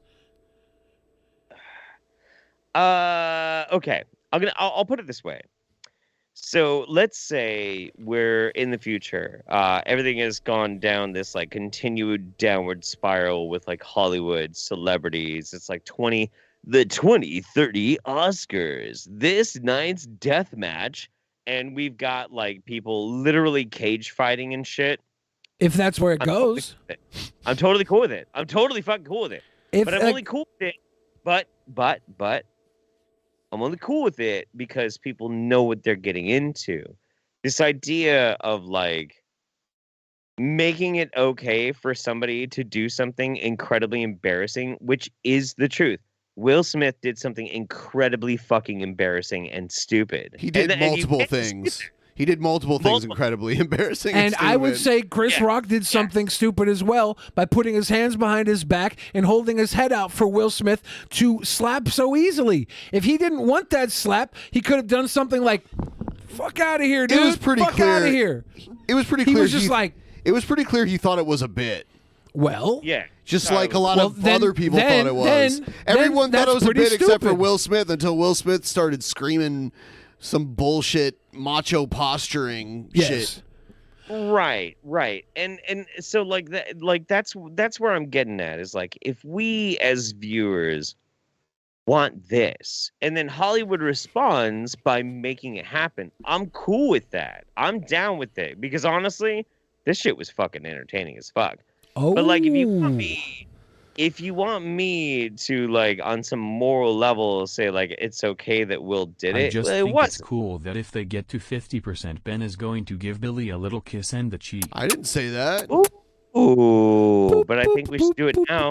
Less than $70 to go, guys. And yeah, no one consented to that. It is about proportion of harm. I agree. That's one. Last man says I disagree with both of them, and you can disagree with any of us because here's the thing, right? Sure. Like we have no power over any of this, anyways. It's just opinions. If my opinion makes you uncomfortable, that's too fucking bad. Yeah, I took a different position. I took like the total pacifist position. Jeff takes the he shouldn't do it, but I'm violent. Jeff is like the Antifa of this. What? Jeff is Antifa. He even shows up in the mask. I do. I'm fucking Antifa. My point is like I'm with Ben on this. Like morally, it's wrong to do, but I understand why people might do it. But you can very clearly because of the way he did it, you can very clearly make a moral judgment of like that was a stupid. So fucking is he idea. like? Do you think what's your armchair diagnosis of Will Smith, Jeff? Well, okay, so I gotta take this back like a few years. Okay, so Jada Pinkett Smith, I think it was like 2015, 2016, 2017, something like that. So she made a fucking video on YouTube because Will played like a Nigerian doctor in some fucking movie. Somebody in chat knows what I'm talking about. And he did not win the Oscar for it. She made this fucking awful video talking about how the Oscars are bullshit because her husband didn't win a fucking Oscar. It was concussion. It was about people who have brain trauma from concussions. Yes. And dude, it was a great fucking movie. Great fucking movie. I love that movie. But she went fucking, she showed her whole fucking ass on this. And then later, like all the shit that's happened with Will, all the shit that's happened with Jada and shit like that, I think that they have a massively dysfunctional, out of fucking reality relationship. I really do. And ultimately, it's none of my business except that it keeps being made my business. Is it really your business though? It's not your business, but they do put it out there publicly. Yeah, it keeps exactly. But like everybody could just ignore this, right? They do it for content though. They want you to watch it. Of course, and you could ignore all of it. You don't have to respond. But they want you to watch it, but then they also get offended when they get trolled. Because that's what's happening. You get offended when you get trolled. Like everybody gets offended when they get trolled. Well, when it gets to you, it gets sometimes to you. I'm like, oh shit, you're stupid. And then I block them. But like literally, I get offended sometimes when I get trolled. Sure. Jeff, I'm sure you've been offended when you get trolled. Some things just get to you. Sometimes your mental capability to get trolled is not as strong as when it is. Like they're fucking human, even though they're also Hollywood Kabbalic Satanists. That's true. Yeah, they are. No, they super are. They drink adrenochrome. Anyway, so no, but this is the thing that really gets to me too, is because like as a YouTuber, and we're all YouTubers, we all been doing this shit for a long time. This is why this pisses me off so fucking much. Okay, the Smiths are fucking massively wealthy, and they're not just massively wealthy; they are also traditionally famous. I didn't know Morrissey had that much money. Sorry. Yeah. They come from like the whole old school fucking Hollywood thing. They have had handlers and agents, PR fucking people, like any number of different people that are literally hired to keep them out of fucking trouble. All of us here and all of our friends don't fucking have that. None of us have people that their only job is to run up and be like, that's not a good idea, and that's going to cause a lot of fucking drama. These people, like the Smiths, This sounds like excuses to me. What? This sounds like an excuse to me for you not to be wild as fuck. It's exactly why they are so fucking dysfunctional and bullshit. YouTubers might fall into drama that's like half Will Smith slapping somebody at the fucking Oscars, and they don't have any fucking personal assistants. They don't have any fucking A lot of the YouTubers do have personal assistants. A lot of them do. You think Jenna Marbles left YouTube because she was canceled? She left YouTube because she was burnt the fuck out and had an exit strategy she didn't know what to deal with, right? Billy, do you have a personal assistant? No, but neither does Joe. And Joe literally fucking slaps people and pulls knives on people on camera and gets away with it without a personal assistant. It does not invalidate my fucking point. My point is, these people are insanely fucking wealthy. They are Hollywood fucking elites. They have a legion of people to tell them whether or not their stupid human impulses will make them fuck up their career or not. And hang on. When Hollywood fucking elites fuck up, they have to fuck up so bad. They go through a whole fucking line of people in an office who are there only to keep them from fucking up. And then when we make excuses for them fucking up, it is embarrassing. It's fucking embarrassing. I think it's embarrassing when you act like this is a big deal. It's not a big deal. Okay. But you cannot just wash it away like, oh, well, whatever. No, not, whatever. That person had to go through 8 different fucking people who were all telling him that's not a good idea. And then go and do that shit, show their whole fucking ass. You're like, well, they're just a person. No, they're not a person. That's a person going through 8 different fucking people trying to tell them to not make that fucking decision. No! You think 8 people told Will Smith not to slap Chris Rock? Yes. You need to stop making excuses for these ultra-rich fucking people. These privileged fucking... What excuse am I making? What excuse am I making?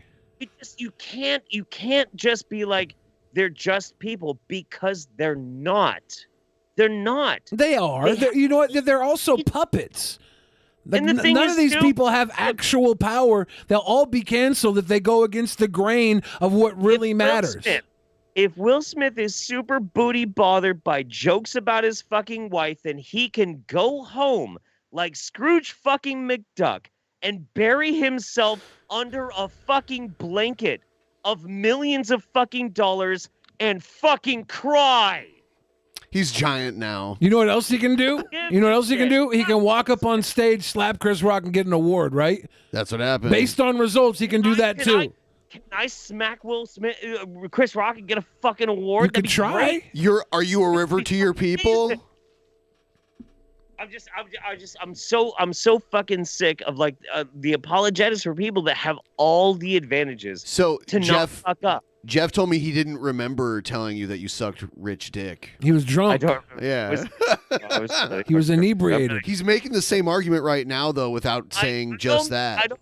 I don't mean to. And I do apologize for that. I guess I was really mean when I was getting Irish on St. Patrick's Day. And I love you, Billy. You know that. I love you. I love you. I didn't take any feels off of any of it. If you would have walked up and slapped me, I would have thought it was okay. Because I did make a joke about memory, a condition memory has. No, you didn't. Yeah, it wasn't alopecia. It was about how cute she was. I made a joke about her condition what of is being that? She's terminally cute. You didn't, but that's funny. Somebody want to say that's black privilege? Just shut your fucking mouth. No, stop. What if Chris Rock said, "Get out of here, Baldy," and God sent a she-bear to maul him? I guess that would be wrong to write, Jeff. You better not send a what bear? A she-bear? What's a she-bear? A female bear. Okay, well, I didn't know a she-bear was a female bear. You didn't? No, I never heard the term she-bear used before. It's in the Bible. That story's in the Bible. It's these children make fun of a bald man, and God sends bears to maul them to death. I gotta piss one more time. One more time? Maybe 2. Is this your last piss ever? Yes, I'm dying tonight. Okay. I'll put it this way too. Like one of the things that always gets to me is having been doing YouTube for a really long time, and I've gotten canceled so many fucking times, dude. So many fucking times. Damn. For sometimes reasons that I deserved, a lot of times that I did not. And I see so many fucking kids, and they're like, "Yeah, I want to be a YouTuber." I'm like, that's not a good idea. But young kids who just have dreams and want to share their dreams with people. And they get fucking demolished. They get their shit pushed in by the fucking internet. And some of these kids are incredibly fucking talented. They're way more talented than the fucking Smiths. Especially the Smiths. Fuck's sake, dude. Every time you say the Smiths, I immediately think of the band with Morrissey as the singer, the Smiths. And then I'm like, oh. Yeah. No, the Smiths are untalented. Did you know Jada had a metal band? She did, yeah. I saw that. Yeah. That was in. I see all these kids that are so fucking talented and making YouTube, making their own independent content and shit like that. And then I see the Smiths, and I remember After Earth. Yeah. And I remember that like these fucking overprivileged rich pieces of shit can do whatever they want, and then you'll get like some fucking kid. And he just says like the wrong thing in a video, and people are just gonna fucking rip him and rake him to the fucking coals. It's fucked up, dude. Even though this picture is blurry, you can still see like you can see her 12-pack abs. Like, how many sit-ups a day does she probably do? It's crazy. You know, She's that's also the funny small, thing. right? Smaller people get abs easier. She literally pays somebody to pick her up and move her so she works her abs out. You know, she doesn't have to do it herself. I want to point out something that happened tonight that kind of got glanced over. We listened to Chris Rock say he responded to people picking on him with bashing a guy almost to death with a brick. And we didn't think it was that big of a deal. Oh, no. I think it's a big deal because he described that as a traumatic experience. I was like, oh, Yeah. that he was like a kid when he did it. Yeah. Yeah. I just like we kind of glossed over that. That was well, I mean, we didn't spend 4 episodes talking about that violence. I didn't know about it until just today. Yeah, but we quickly forgot about it. And now this tiny little slap has been probably 10 hours worth of content for us. Sure. Yeah, man. Like, I think Chris Rock was more in the right than Will Smith was to retaliate with a brick in his bag than Will Smith was to slap Chris Rock. But the violence was obviously much worse, almost beating a man to death with a brick. Well, he said he went to therapy, and his breakthrough with his therapist is that ever since that incident where he was afraid he had killed someone because he got so angry, he was afraid to get angry. Yes. Yeah. What did it have to do with the brick? Because he was being bullied. The guy by was him. bullying him. He got bullied a lot because he was small and he was black in a busted school area, I guess. Yeah. And he was in Brooklyn. Yeah, he was getting picked on, and one day the guy, I guess, mushed him in the face and disrespected him at a party, and maybe in front of some girls, I think is what he said. Yeah, I think he And then said he that. came back with a brick in his school bag and just fucking beat the shit out of him with a brick in a school And bag. stomped his head in, too. Yeah, and stomped the shit out of him. So it's like, and then I gotta say, like, you know, defending yourself from somebody bullying the shit out of you is a little bit more cause for violence than you made a G.I. Jane 2 joke about. yeah, but the violence is a whole lot more from Chris Rock than from a little slap. I don't really see violence. I see disrespect from the slap. But also, you've got Chris Rock growing up as a poor ass fucking black boy with absolutely no method by which to like make himself feel better. He's vulnerable. He's just a fucking kid versus Jada Pinkett Smith, who is Hollywood fucking royalty and literally has her own podcast where she talks shit about her fucking husband. Like, Jesus Christ, these are very comparable situations. Yeah, you're right. Like, I remember when they said that those school shooters grew up in a hard situation too, and everybody was like, their violence was okay because they were picked on. No. Like, violence is violence, I don't right? remember people saying it was okay. Obviously not. Nobody said that. No. Wait. But if he would have killed this guy, it would have been a whole lot different, right? No. You can't say violence is violence. No. What do you mean? What is violence then? There are different levels of violence. Of course there are different levels of violence.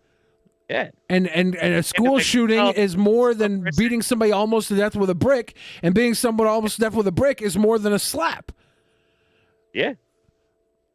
Sure. And we're harping on this slap like it's some there's crazy, like horrible. All these comedians saying, oh, "This must be stopped." They're trying to make it about them. They did kick a guy out of his set. No, they are. I'm gonna agree with Billy on this. All of the comedians being like, "Well, we had to be careful because like this violence is slapping," you know, like, well, it's just virtue signaling, and it's only because they care about how it reflects on them. Yeah, that is what they. And you shouldn't go to a comedy club and walk up on stage and slap somebody if they talk bad about you. Just like Will Smith shouldn't have slapped fucking Chris Rock, but it happened. It happened. Sure. It was an amazing moment. Will Smith's weakness and Chris Rock's strength made for a very memorable Oscar moment, television moment. It did. Yeah, I will. How can he slap? How can he slap? Yeah. And Denzel getting involved. You know who and I like Samuel on this L. take? Jackson. Dylan Burns. You see Dylan Burns' take on this? Just that it's funny. Yeah. He's like, it's funny. He said he lost like 50 subscribers on Twitch because he was like, it's funny. I mean, it's good. I like funny. It. Like it's like sad and like kind of cringy funny, but I still don't. I don't think that excuses the slap, but yeah, it is like cringy. I don't think the slap needs to be excused. Like it is what it is, right? Somebody said Chris almost killed a white person with a brick, which is acceptable. Well, yeah, it's because it's white people and they don't have any value as people. Yeah, that's white people are the only people it's okay to punch, right? Because we're punching up, right? Right. That's right. No, fuck that. Punching is wrong on all accounts. Punching is wrong on all accounts. But we want a condition where punches are okay. Fuck you. They want to start socking you. Fuck you, society. Punches are okay as long as you're willing to take that fucking punch and pay the consequences. Yeah, that's the only time punches are okay. Oh, by the way, Jeff, one of the most ingenious things that I've heard recently is that it's on a street called Forward, and the address is 10. What's that? I don't get it. It's top tier track. Hey, Triple T. Hang on. If we're gonna talk about this, I'm gonna go to the bathroom. I'll be right back. All right. I have so Benjamin. It's good. We are living single in a 90s kind of world. I'm glad I got my girls. Y'all clutch pearls, I touch girls. That's the difference between me and you. Have you ever seen any of the Star Trek movies? You ever seen the J. Jonah Jameson or J.J. Abrams? Oh, I watched the J.J. Abrams one. Okay. I don't know if I watched the second one. None of the older ones, though. If I did, it was like bits and pieces in passing on HBO, never on purpose. There's one where they save the whales. They go back in time and save the whales from extinction. Yeah, I heard about that one. Yeah. They've kind of revived that with this season of Picard. It's kind of like saving the whales? No, but it's similar. Like the storyline is similar. They're in like present day Earth, and that back then present day Earth was the 80s. When the original cast did it. Now when like Picard and his crew on this new show are doing it, they're in present day LA, and there's a bunch of weird stuff going on that Jeff will really hate. And I'm going to talk about how good it is. I've been rewatching. Guys, if I make a poll, sorry for interrupting. If I make a poll, even if you don't like Picard, vote for Picard, and Jeff will freak out. Like everyone talk about in the chat how good you think Picard is. What were you saying though? I've been rewatching the Broken Lizard movies this week. I watched Super Troopers a couple days ago, Club Dread yesterday, and then the day before yesterday, and last night watched Beer Fest. Oh, that's a good movie. Yeah. Slam and Salmon will be next, I think. I turn 40 years old in 3 days. Happy birthday. Happy birthday. You know, and you know what, guys out there, all I want for my birthday is for you to donate to DP. Oh, wow. What? Right up here. What? Right He's such a selfless individual. What? You make that grow. Guys, you better make Jeff's birthday wishes Look come at true. Right. I was talking about Picard. I was explaining it to Billy. Sure. You know what? It's an amazing throwback to probably the best Star Trek movie, which is the Voyage Home. Yeah, like Keith Dickens says, "Yo, Picard though." And General Martok says Picard is better than TNG. Netro Amos says Picard is awesome. Red Jack Official says, "Boy, that Picard show is so good." Oh man. Cheech says something I can't read. Jack Ripper says Picard is an awesome show. Yeah. Mouse Fitzgerald says Daddy is old. Happy birthday, JF. Sure. From Metro Joe. So, did you notice the punk rock guy on the bus? Is the same punk rock guy from Star Trek 4, Save the Whales. Yeah. Yeah, the Voyage Home. The Voyage Home. The Voyage Home. Yeah. Yeah. And I did notice that. Yeah. Yeah, it's the same song too, and that guy wrote the song, and he was an associate producer on The Voyage Home. Also, Did he really? Yeah. He wrote that fucking. Yeah. Wow. Yeah. It's kind of funny. If you look that guy up, he has a little bit of a filmography, and he's done some other stuff too. Man, but yeah. Oh, okay. So Star Trek Picard is the biggest accomplishment ever in Star Trek. I mean that. I 100% mean that. It is the most shit terrible show I've ever seen, to the point that I cannot stop fucking laughing. I think I enjoy watching Star Trek Picard more than any other Star Trek because I have never laughed that fucking hard before in my life. Every single character in that show is fucking terrible. Absolutely. Okay. The standout role, I would have to say, is the woman doctor scientist. By far the best character on the whole show. Allison Pill as Girardi. Yeah, that's the best. I love her little quips. Oh man, you know what? She's always like, "Oh shit."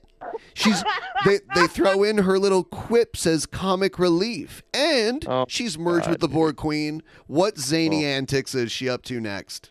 Who knows? Who knows? It's just gonna be wacky. Yeah, no, it's so what I think is so great about it though. So I've been like watching it myself, recording my own thoughts on like my third channel. I've been watching Red Letter Media about it.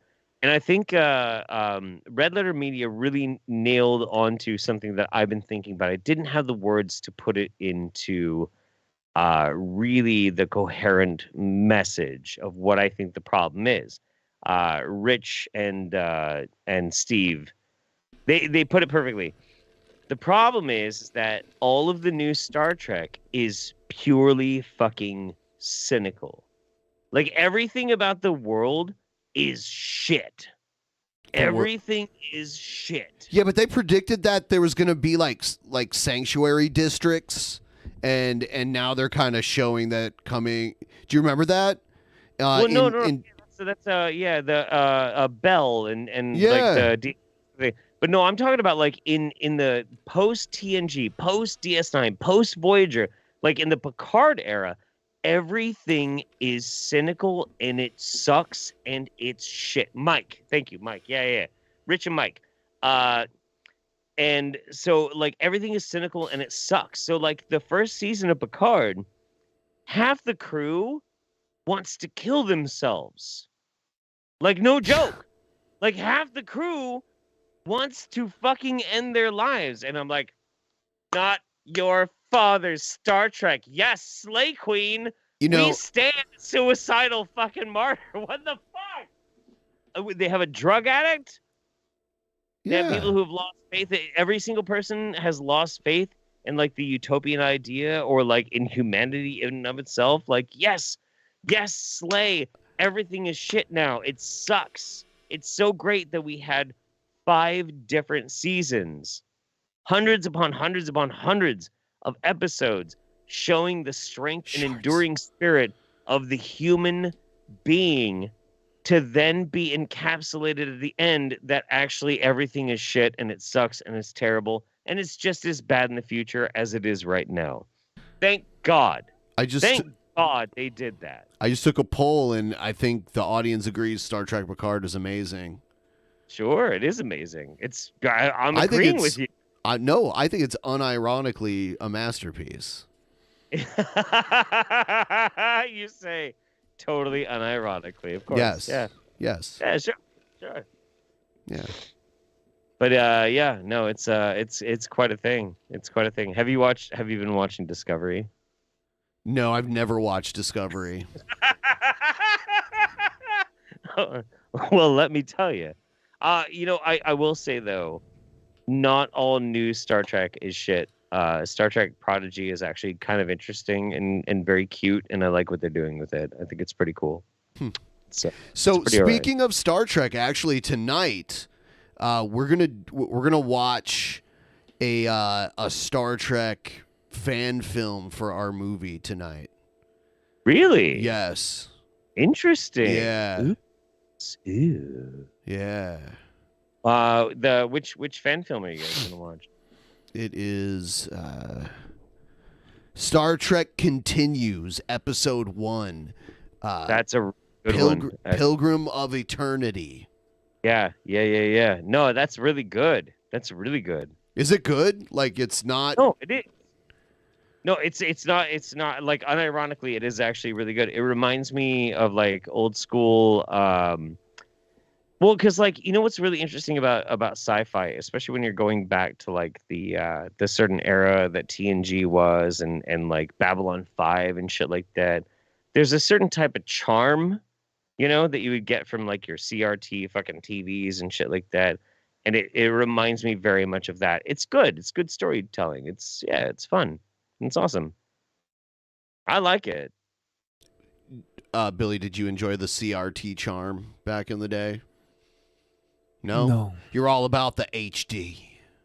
Yeah. Billy, did you watch so I know you're What was the critical race theory charm you're talking about?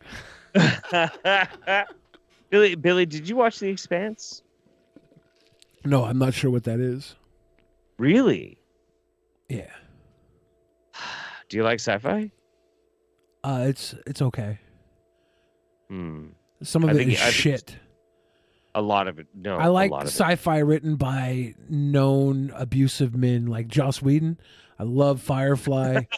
I love Dollhouse. I don't think it fits any of those categories, but you should check out The Expanse. The Expanse is. Is really it the Ridley Scott one, or what's the Ridley Scott one? It's like The Ridley Scott one is called Raised by Wolves. yeah, I want to and- see that one. That one interests me. Was it Ridley Scott, the director of G.I. Jane? Probably. I don't know. I think he was. He did not direct G.I. Jane. Let's No, see. he did. I swear to God, if he did, I'm gonna fucking laugh. Oh my God! Oh my God! Okay, all right. Oh my Yeah. God. Wow.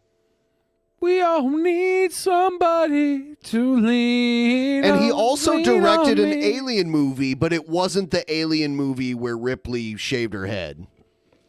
Yes, it was. Oh, was it? Yeah, it was. So, whoa, what's up Yeah. with Ridley Scott and having women shave their head for his movies? And I heard he was going to direct Crossroads with Britney Spears right before she shaved her head. Right? You might have a problem. Blade Runner. that I Blade don't Runner. understand. Yeah, okay. Damn. Yeah. Well, he didn't. I don't think he actually. He didn't direct Alien 3. Oh, well, which one does... He didn't direct 3. Yeah, which one is Ripley Bald in? 3? That's 3. That was Okay. actually directed by, I think, Zack Snyder, if I'm not mistaken. No, David Fincher. David Fincher. That was one of his biggest ones. Was, but so like okay, so keep in mind the original Alien was created by Ridley Scott and what the fuck is his name? The dude who did the art. H.G. Geiger? H.G. Geiger, yeah. Or is it H.H. Geiger? Something like H.R. Geiger. H.R. Geiger, yeah. Yeah. This Geiger. woman So, is in Ridley Scott's new show, Raised by Wolves. Ridley Scott likes women that have male haircuts. He does. Yes, he does. So Ridley Scott and H.R. Geiger together created Alien, and then he helped produce Aliens. So Ridley Scott was really like in a big thing. And then he also was the main driving force behind Prometheus and then Alien Covenant. And you can tell that like Ridley Scott has a thing about birth, a really big thing about birth and women with short hair and serpents and parasites and worms. And so somebody at HBO Max was like, Ridley Scott, you're a genius. Here's $50 million. Will you make a series? And he was like, yes, I will make a series about aliens and birth and short-haired women and serpents on an alien world. And that's what Raised by Wolves is. It's really fucking bananas. And it's great. It's super awesome. It's a great fucking show, but it makes absolutely no sense. Every time I watch an episode, I'm like, this is amazing, and I have no idea what's actually going on. Yay! And that's how I feel. Whole time. I want to thank everybody who gave me their MBTI results, so I know who in the chat to respect and who not to respect.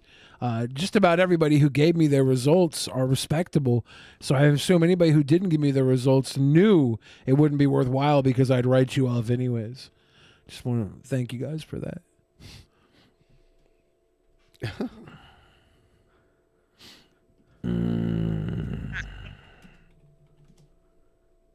Jeff, when's the last time? Yes. When's the last time that you crapped your own pants? Like actually did or thought I did? Like a shart. Like at least Oh, no. at least a wet fart. Legit chart. Legit chart. I'll say probably I want to say like 10 months ago. I think 10 months ago, I had a whole last weekend, like a fucking bender, and I was on it. I woke up in the morning. I was still feeling a little haggard. I had a fucking mimosa and everything. I'm relaxing in the sun, and I was like, I'm so relaxed. Or I thought I let out a squeaker, and I went, motherfucker, and I had to go take a shower. But a week ago, I had a ghost shart. How'd that go? Well, so a week ago, I was deep in being sick. So I haven't mentioned this to a lot of people, but I've been sick for like 2.5 weeks.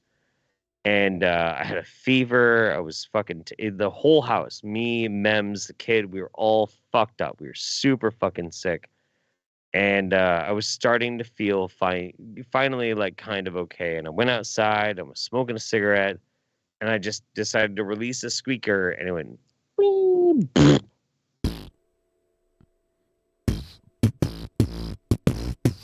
And I wiggled around. I'm like, yeah, I don't think that's good. No, I don't think that's good. Uh-oh. Okay.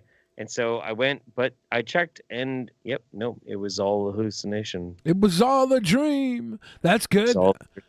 I had a stomach problem 2 weeks ago, and I sharted myself. It was terrible. Oh, I almost saw your Jeff, don't. We can see it. Oh no. No, you can't. It's fine. The reflection of the glass. We saw it in the reflection of the glass. Oh no. Yeah. Uh-oh. Yeah.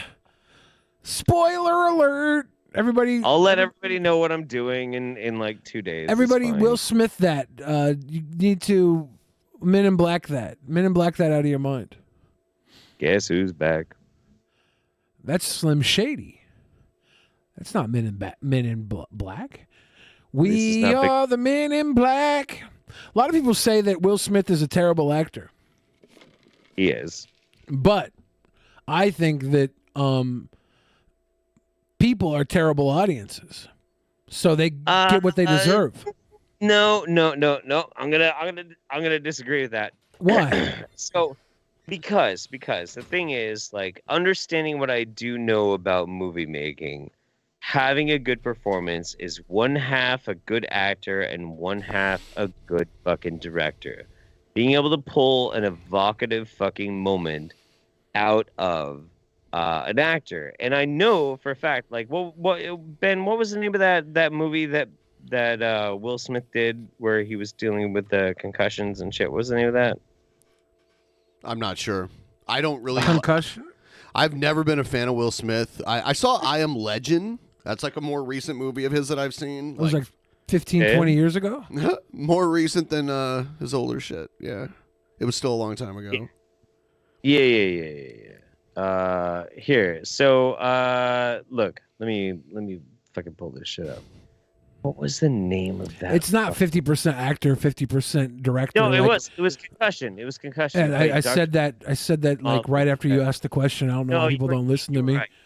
I know you're. I listen, baby, sweetheart. Listen, okay, No, darling. I love you. You don't have to talk me down just because I'm right. Like, I gave you the answer and you ignored it because you don't listen to me. You I just talk wasn't over sure. me. I was- You don't talk I- to me as a human being. You talk I wasn't over me. sure. Wow. Oh my God. We need to go to a counselor. We Jesus need fucking couples therapy, Jeff. He talks through you instead we of do. to you. No, I think we do.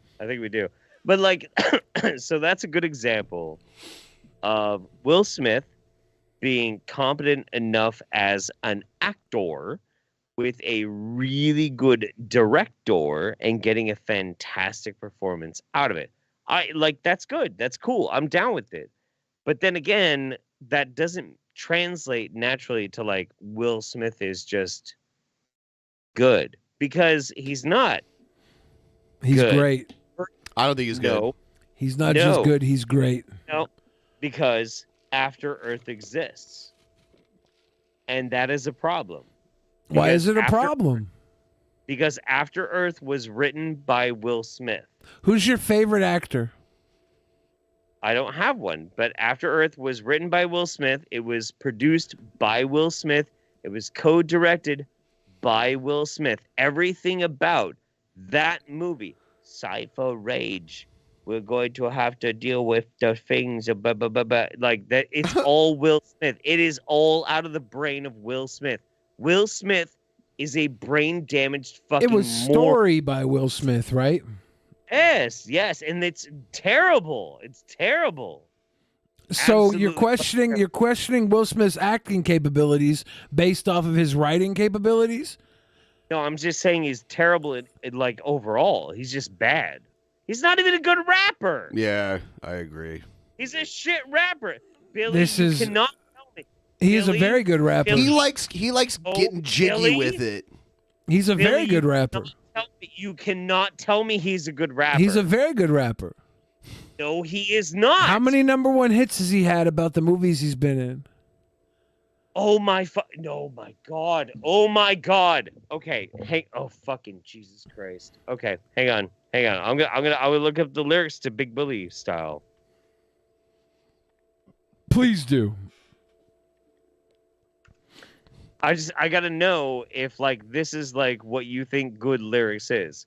Miami, Big Will, great the high song. roller, Welcome to strolling through Miami. with Oh, an fuego entourage. a Miami. It's so bad, It's dude. so good. No, Hard it's to not good. camouflage when you live in this large. I'd be smooth like the barge with the 5-car garage. That's tight. He rhymed DeBarge with garage. That's alliteration. It's amazing they don't rhyme.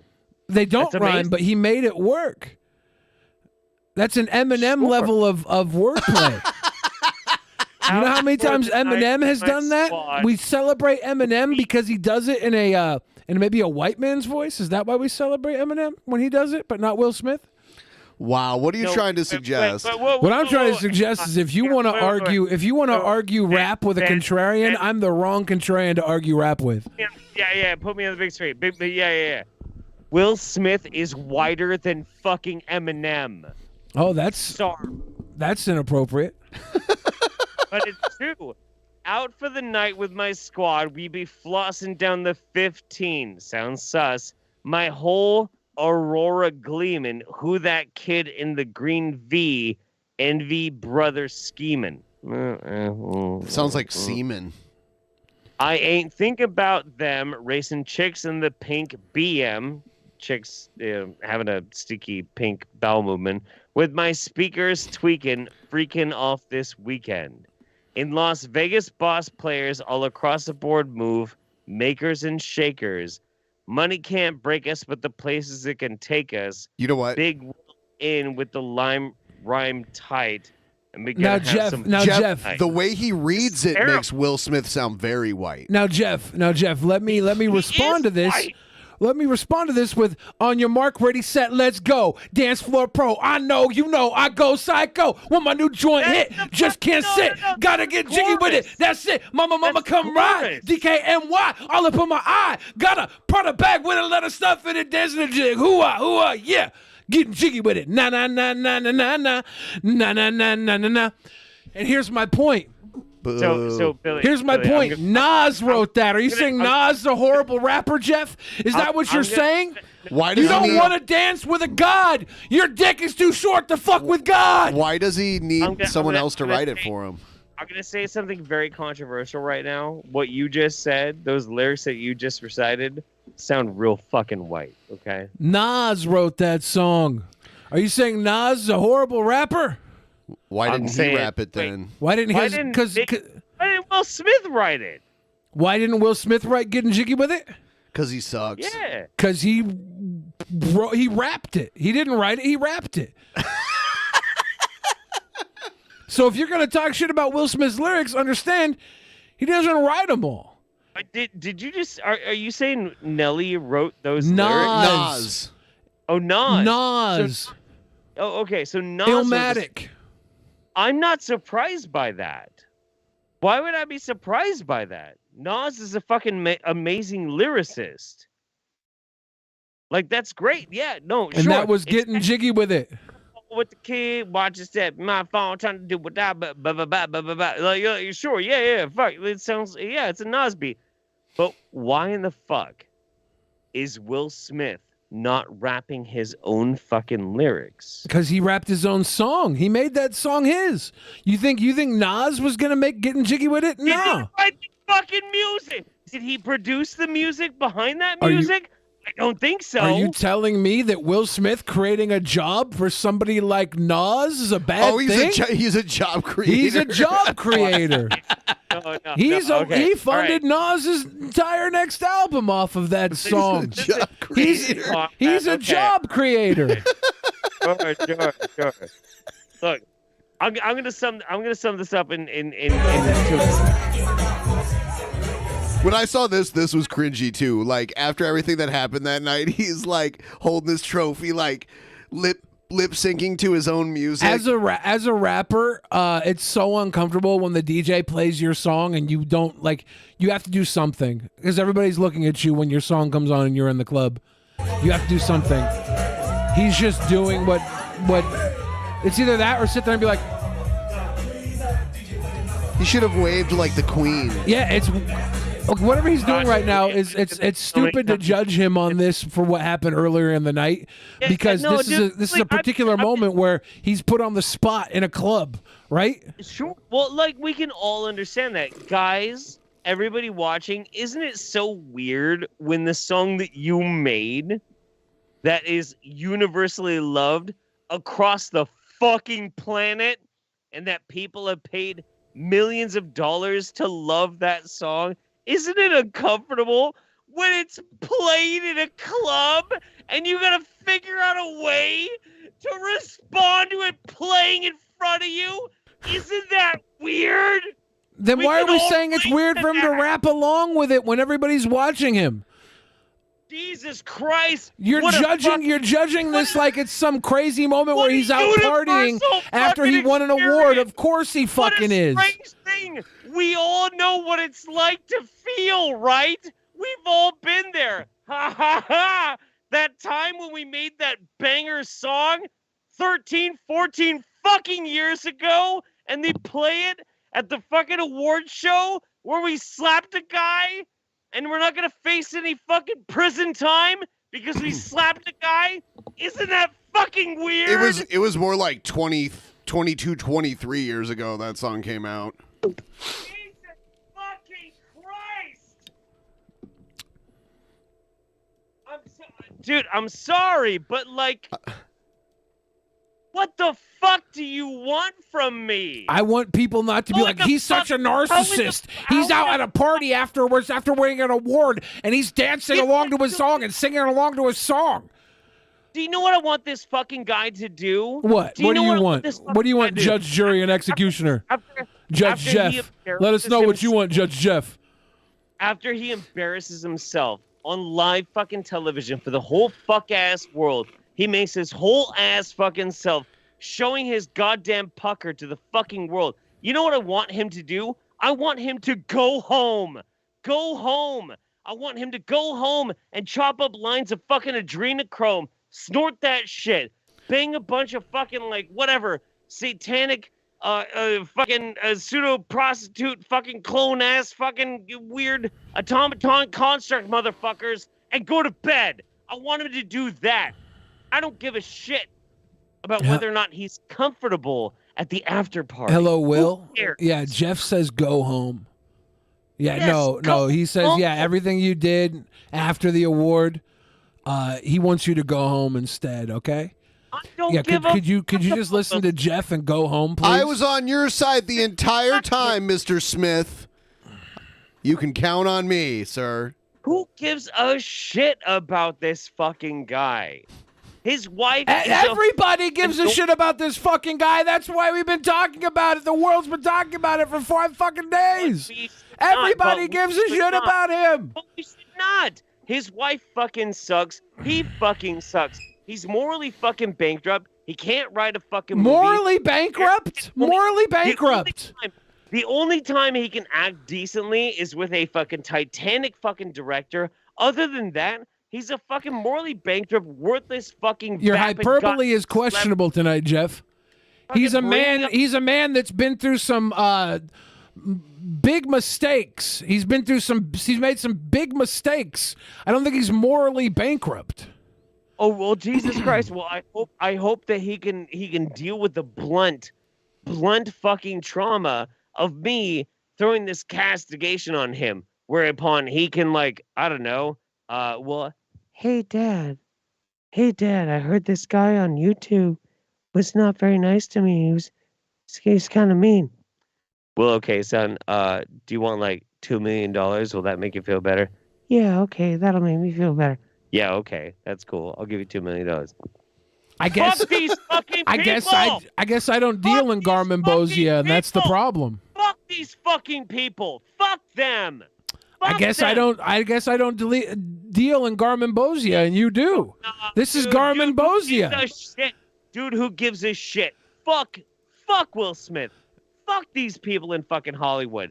These fucking elitist goddamn cocksucking pieces of shit. Who gives a shit? Nobody's going to be actually hiring Will Smith because he's going to be the best fucking person for whatever goddamn, like, project for a movie or a screenplay or whatever. Nobody cares. They're going to hire him only because, like, the star power. Nothing about this is fucking art. Nothing about this is art. And, like, this whole conversation about whether or not it's okay that Will, like, smacked fucking Chris Rock, it doesn't mean anything because on a real person level, you and me, random people watching this right fucking now, and me, the rules that we go by do not apply to people like Will fucking Smith. Yes, of course they don't. Why do they have to? The rules don't apply. The rules that apply to me don't apply to you either. We're all different. What? Of course they should. No, of course they don't. And why? That's what's the difference between Will Smith and me? Millions of dollars, national respect, the people who millions of dollars. Wait, are you telling me that's how this world works? Yes. Somebody has millions of dollars that they shouldn't have to fucking deal with the same shit that they definitely won't deal with the same shit that you do. You're worried about paying bills. Billy? He's worried about getting an Oscar taken away. And if somebody is rich enough... You and Will Smith do not have the same problems. If somebody's rich enough, they shouldn't have to deal with the same consequences as me. They won't deal with the same consequences. It's ignorant to suggest they will. I mean, look, okay, Billy, look, I love you. I love you. Yeah, keep saying that to then make a performative pearl-clutching statement.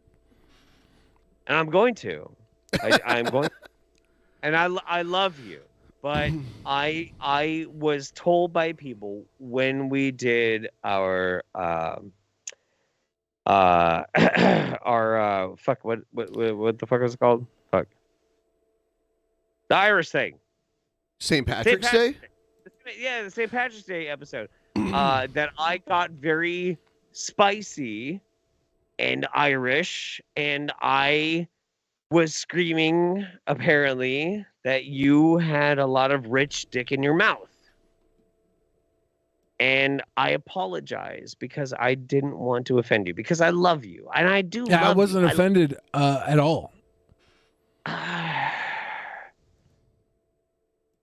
But go on.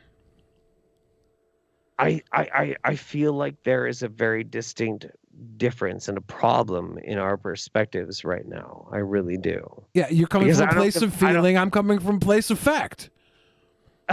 No. You feel like you and Will Smith should be equal, and the fact is you're not. No. You're coming from a place of cope. Okay. It's cope now? What other buzzwords are we going to use? Cope is not fact. How am I coping? Well, I'm not saying that mine is fact either. Mine is just reality. It's real people. It's real people. You're saying reality is that you and Will Smith are on the same level. That's your reality. Okay. No. My reality is this. Okay. What would happen if a random ass regular person decided to do something that Will Smith did? Would they be treated in the same way that Will Smith was? No, of course not. Nobody's ever treated in the same way. It would be a case-by-case situation. Why do you want to clutch pearls about what would happen if some random guy in Poughkeepsie slapped Chris Rock as opposed to Will Smith at the Oscars? Basic question. If a regular ass person did the same thing that Will Smith did, and they didn't have to face the same kind of they had to face more consequences than Will Smith did, is that a problem? Is that wrong? No, it's not wrong. It's a case-by-case situation. How is that not wrong? Because Will Smith was in a position where nobody thought it was a danger for him to be on that stage. So right there we have a different situation. If it was some random guy coming up on that stage to slap Chris Rock, I doubt he would have made it there, especially not at that pace Will Smith made it at. I'm gonna fuck Will you Smith is going to lose everything that he loses for a different reason than if some random person lost their freedom for a week or whatever. They went to jail for a week for slapping Chris Rock. What? Consequences are situational. It's going to be different. What? You okay, Ben? Yeah. Okay, I guess everybody's saying no, Billy. You're wrong. It's the same response for Will Smith and some random guy. Okay, GG. Let's go then. Based on results, I don't think that's true, right? Let's play a hypothetical situation. Okay. Let's go. So the Oscars are happening, and Chris Rock makes a joke about Jada. And Will, for some reason, doesn't notice that she was like, Will, I need you to stand up for me. So he doesn't do it. And some other random-ass person stands up and he's like, how dare you talk about Jada that way? Random person, you don't know who it is. They're not famous. Walks up, slaps Chris Rock. How do you feel about it? I feel like the security did a horrible job letting someone get up on stage to do that. That's cop out answer. Then what answer do you want from me, Jeff? If you're going to get this formulaic hypothetical scenario, what answer do you want from me? I want to know if that is equivalent to Will Smith. Of course it's not equivalent. Okay, why not? Because some random person has no reason being at that awards in the first place, and there was what about if it was Jada's cousin? I think security wouldn't let him up on stage either. Well, what if he did? Well, then we'd probably have him arrested and taken out. Would you feel the same way about that dude as you do Will Smith? I would feel like that guy was getting his just desserts for what he did, the same way Will Smith is getting his just desserts. I'm not here to play judge, jury, or executioner like every other armchair fucking lawyer out there on the internet right now. I said this was a great moment. Chris Rock said this was a great moment. That's where I ended. Everybody else wants to clutch those pearls and be performative about how angry they are that a man slapped a man and he's not immediately had his hand cut off, but given an award. That is the hypocrisy of the elites, and it always has been. And to dance around it and say, we are all on the same level. I could never get away with doing. You couldn't get away because you'd never fucking try. That's why if someone walked up, slapped Chris Rock on TV, they would probably spend a night in jail, and then they'd have to do community service or something. I don't know. I don't know what the statute actually is. When someone runs in and attacks a wrestler, it's about that. If they don't do any real harm, it's about that. Sure, and it's not very fair. But I'm gonna agree with you. Like there is a certain amount of context that allows for this to be like a little bit less than how hyperbolic it might be. I get that. Yeah, no, I totally get that. My main contention is that it's still not good. It's not good. Like, I don't think in any way. Why isn't it good, right? Well, I don't think that in any way we should look at like what Will Smith did as good. No, and we shouldn't. It's not that I don't think we should think about it as good morally, but also intellectually. I don't value morals. And I don't think intellect is always the be-all, end-all of situations. Sometimes you got to get really fucking stupid. And you said that yourself when you said you would kick the shit out of somebody for saying something about your wife. Right. Yeah. No. And that's what I keep coming back to. That's what I keep thinking about is if you feel like you need to like take a stand and enact violence, well, like violence is always wrong. It's always wrong. You shouldn't do I don't that. believe right and wrong is really that great of an indicator of why we should do things, right? We shouldn't do things because they're right and wrong. We should do things because we feel like it's important for us to do them. What right or wrong should never be the decision maker for why we do something. Otherwise, we follow Hitler into what he says was right, or we follow the law into what they say is right, and then we don't get to get high and fucking have prostitutes. Well, I feel like it like this. So like there's right, and then there's wrong, and then there's there's right and wrong. It's over here. Like I think most people are kind of like that. If Will Smith would have had his Oscar taken away and been put in jail, you know what I would have said? He earned it. That's what you get. Sure. Yeah, but he didn't. And so you know what I said? He earned it. That's not only does he not go to jail and he gets to keep his Oscar, but we all get to laugh about this. We get to make memes about this. We get to enjoy this slap on a way that is far beyond any sort of film that we wouldn't be talking about a fucking movie from the Oscars about all the money and time and art that went into put into those making those movies. We wouldn't be talking about it like we're talking about this slap. And it's a lie. It's a lie if you think to yourself that this wasn't a good thing. Chris Rock, not hurt. Chris Rock made a fucking hilarious joke seconds after this happened, a crazy observation, become the man of the fucking night with that. Chris Rock is goddamn hero. It'll be a good thing if that means we have Smiths in fucking Hollywood. That'd be great. That'd be awesome. Here's the joke. Will Smith is not the worst bad guy in Hollywood, and someone you love probably is. We don't know the truth of how horrible the people really are. Yeah, no, probably. I would all agree with that. Yeah, no, I will totally agree with that. Yeah, so I'm not gonna say Hollywood should be the bastion of morality. It never has been, and it never will be.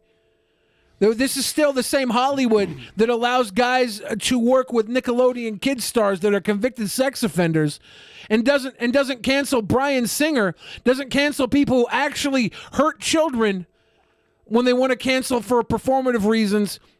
Otherwise, So all I'm gonna say, like, just as to end this whole fucking segment. Yeah, we're about to wrap and do our thing anyway. To end my whole segment on this is very, very simple. Look, I understand Hollywood is a really fucked up fucking place. There's a lot of people that take advantage of people. I get that. It's fucked up. It's very terrible. But my main source of contention is that when you take Hollywood as a dark reflection of other types of like environments, things like YouTube, I don't think it's very fair. And we look at things like the Smiths and they get away with so fucking much, and it's not fucking fair. It's not fair. It's fucked up. It's People not. who are like basic YouTubers get canceled for way worse. Basic YouTubers don't really get canceled either. Who name one basic YouTuber that got canceled? All of them. One. Name one. Give me one instance of a YouTuber that got canceled.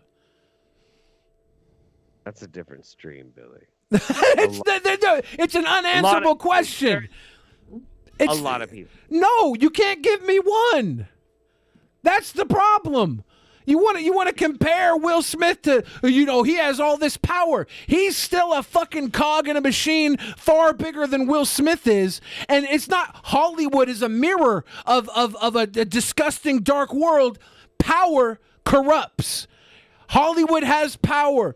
The Catholic Church has power. Everybody has power, and it's corrupt on all elements. And to say Hollywood is a mirror of corruption and power and elitism is like being angry at the dog for eating a cat. It's just part of the system. Sure. Jeff, you're about to be 40, bro. Happy early birthday. Yeah. Yes, I know, man. I know. Yeah, no, there are a lot of people who have been canceled, unfortunately, and I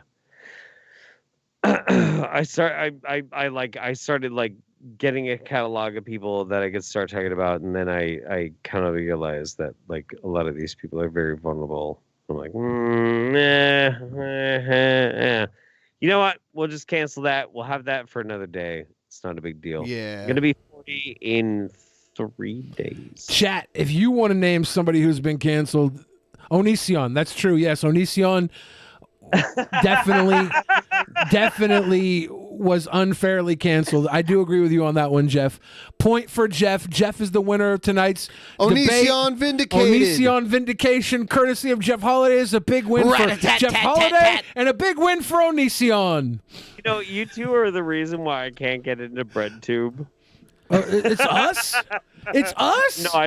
No, I don't want to get into fucking BreadTube. I think that shit's fucking disgusting. I don't give a fuck. I'm going to get into BreadTube, and then I'm going to turn it into French toast tube. Well, so Billy will get into BreadTube, and Joe will get into Cozy TV. Exactly, and Joe and I will combat until we're both running for president of the United States of America, and then we'll take America down when we gay kiss on the podium day of election.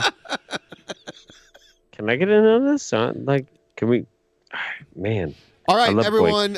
If you're a patron, $10 or more, you can come along and watch with us. Everybody, get ready to shower Jeff with birthday love on his actual birthday, okay? Follow him on the Twitter and YouTube and everywhere so you can tell him you love him. Give them donos. Give them donos. Donos. Wow. Everybody who's $10 above, come watch the movie with us. I gotta go run and take a piss, and we'll get you there in a very minute. Jeff Holiday, I love you. Ben loves you too. We all love you so much. Every audience loves you. Thank you for hanging with us.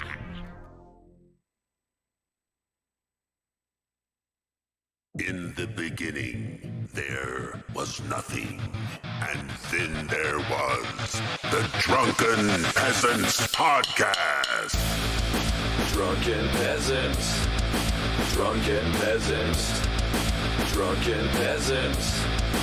Drunken Peasants. From the strangest corners of the internet, gonna get TP'd by Billy and Ben. You know where you can find them at. Get ready, cause they're gonna kick your... Drunken Peasants. Drunken Peasants. Drunken Peasants. Drunken Peasants.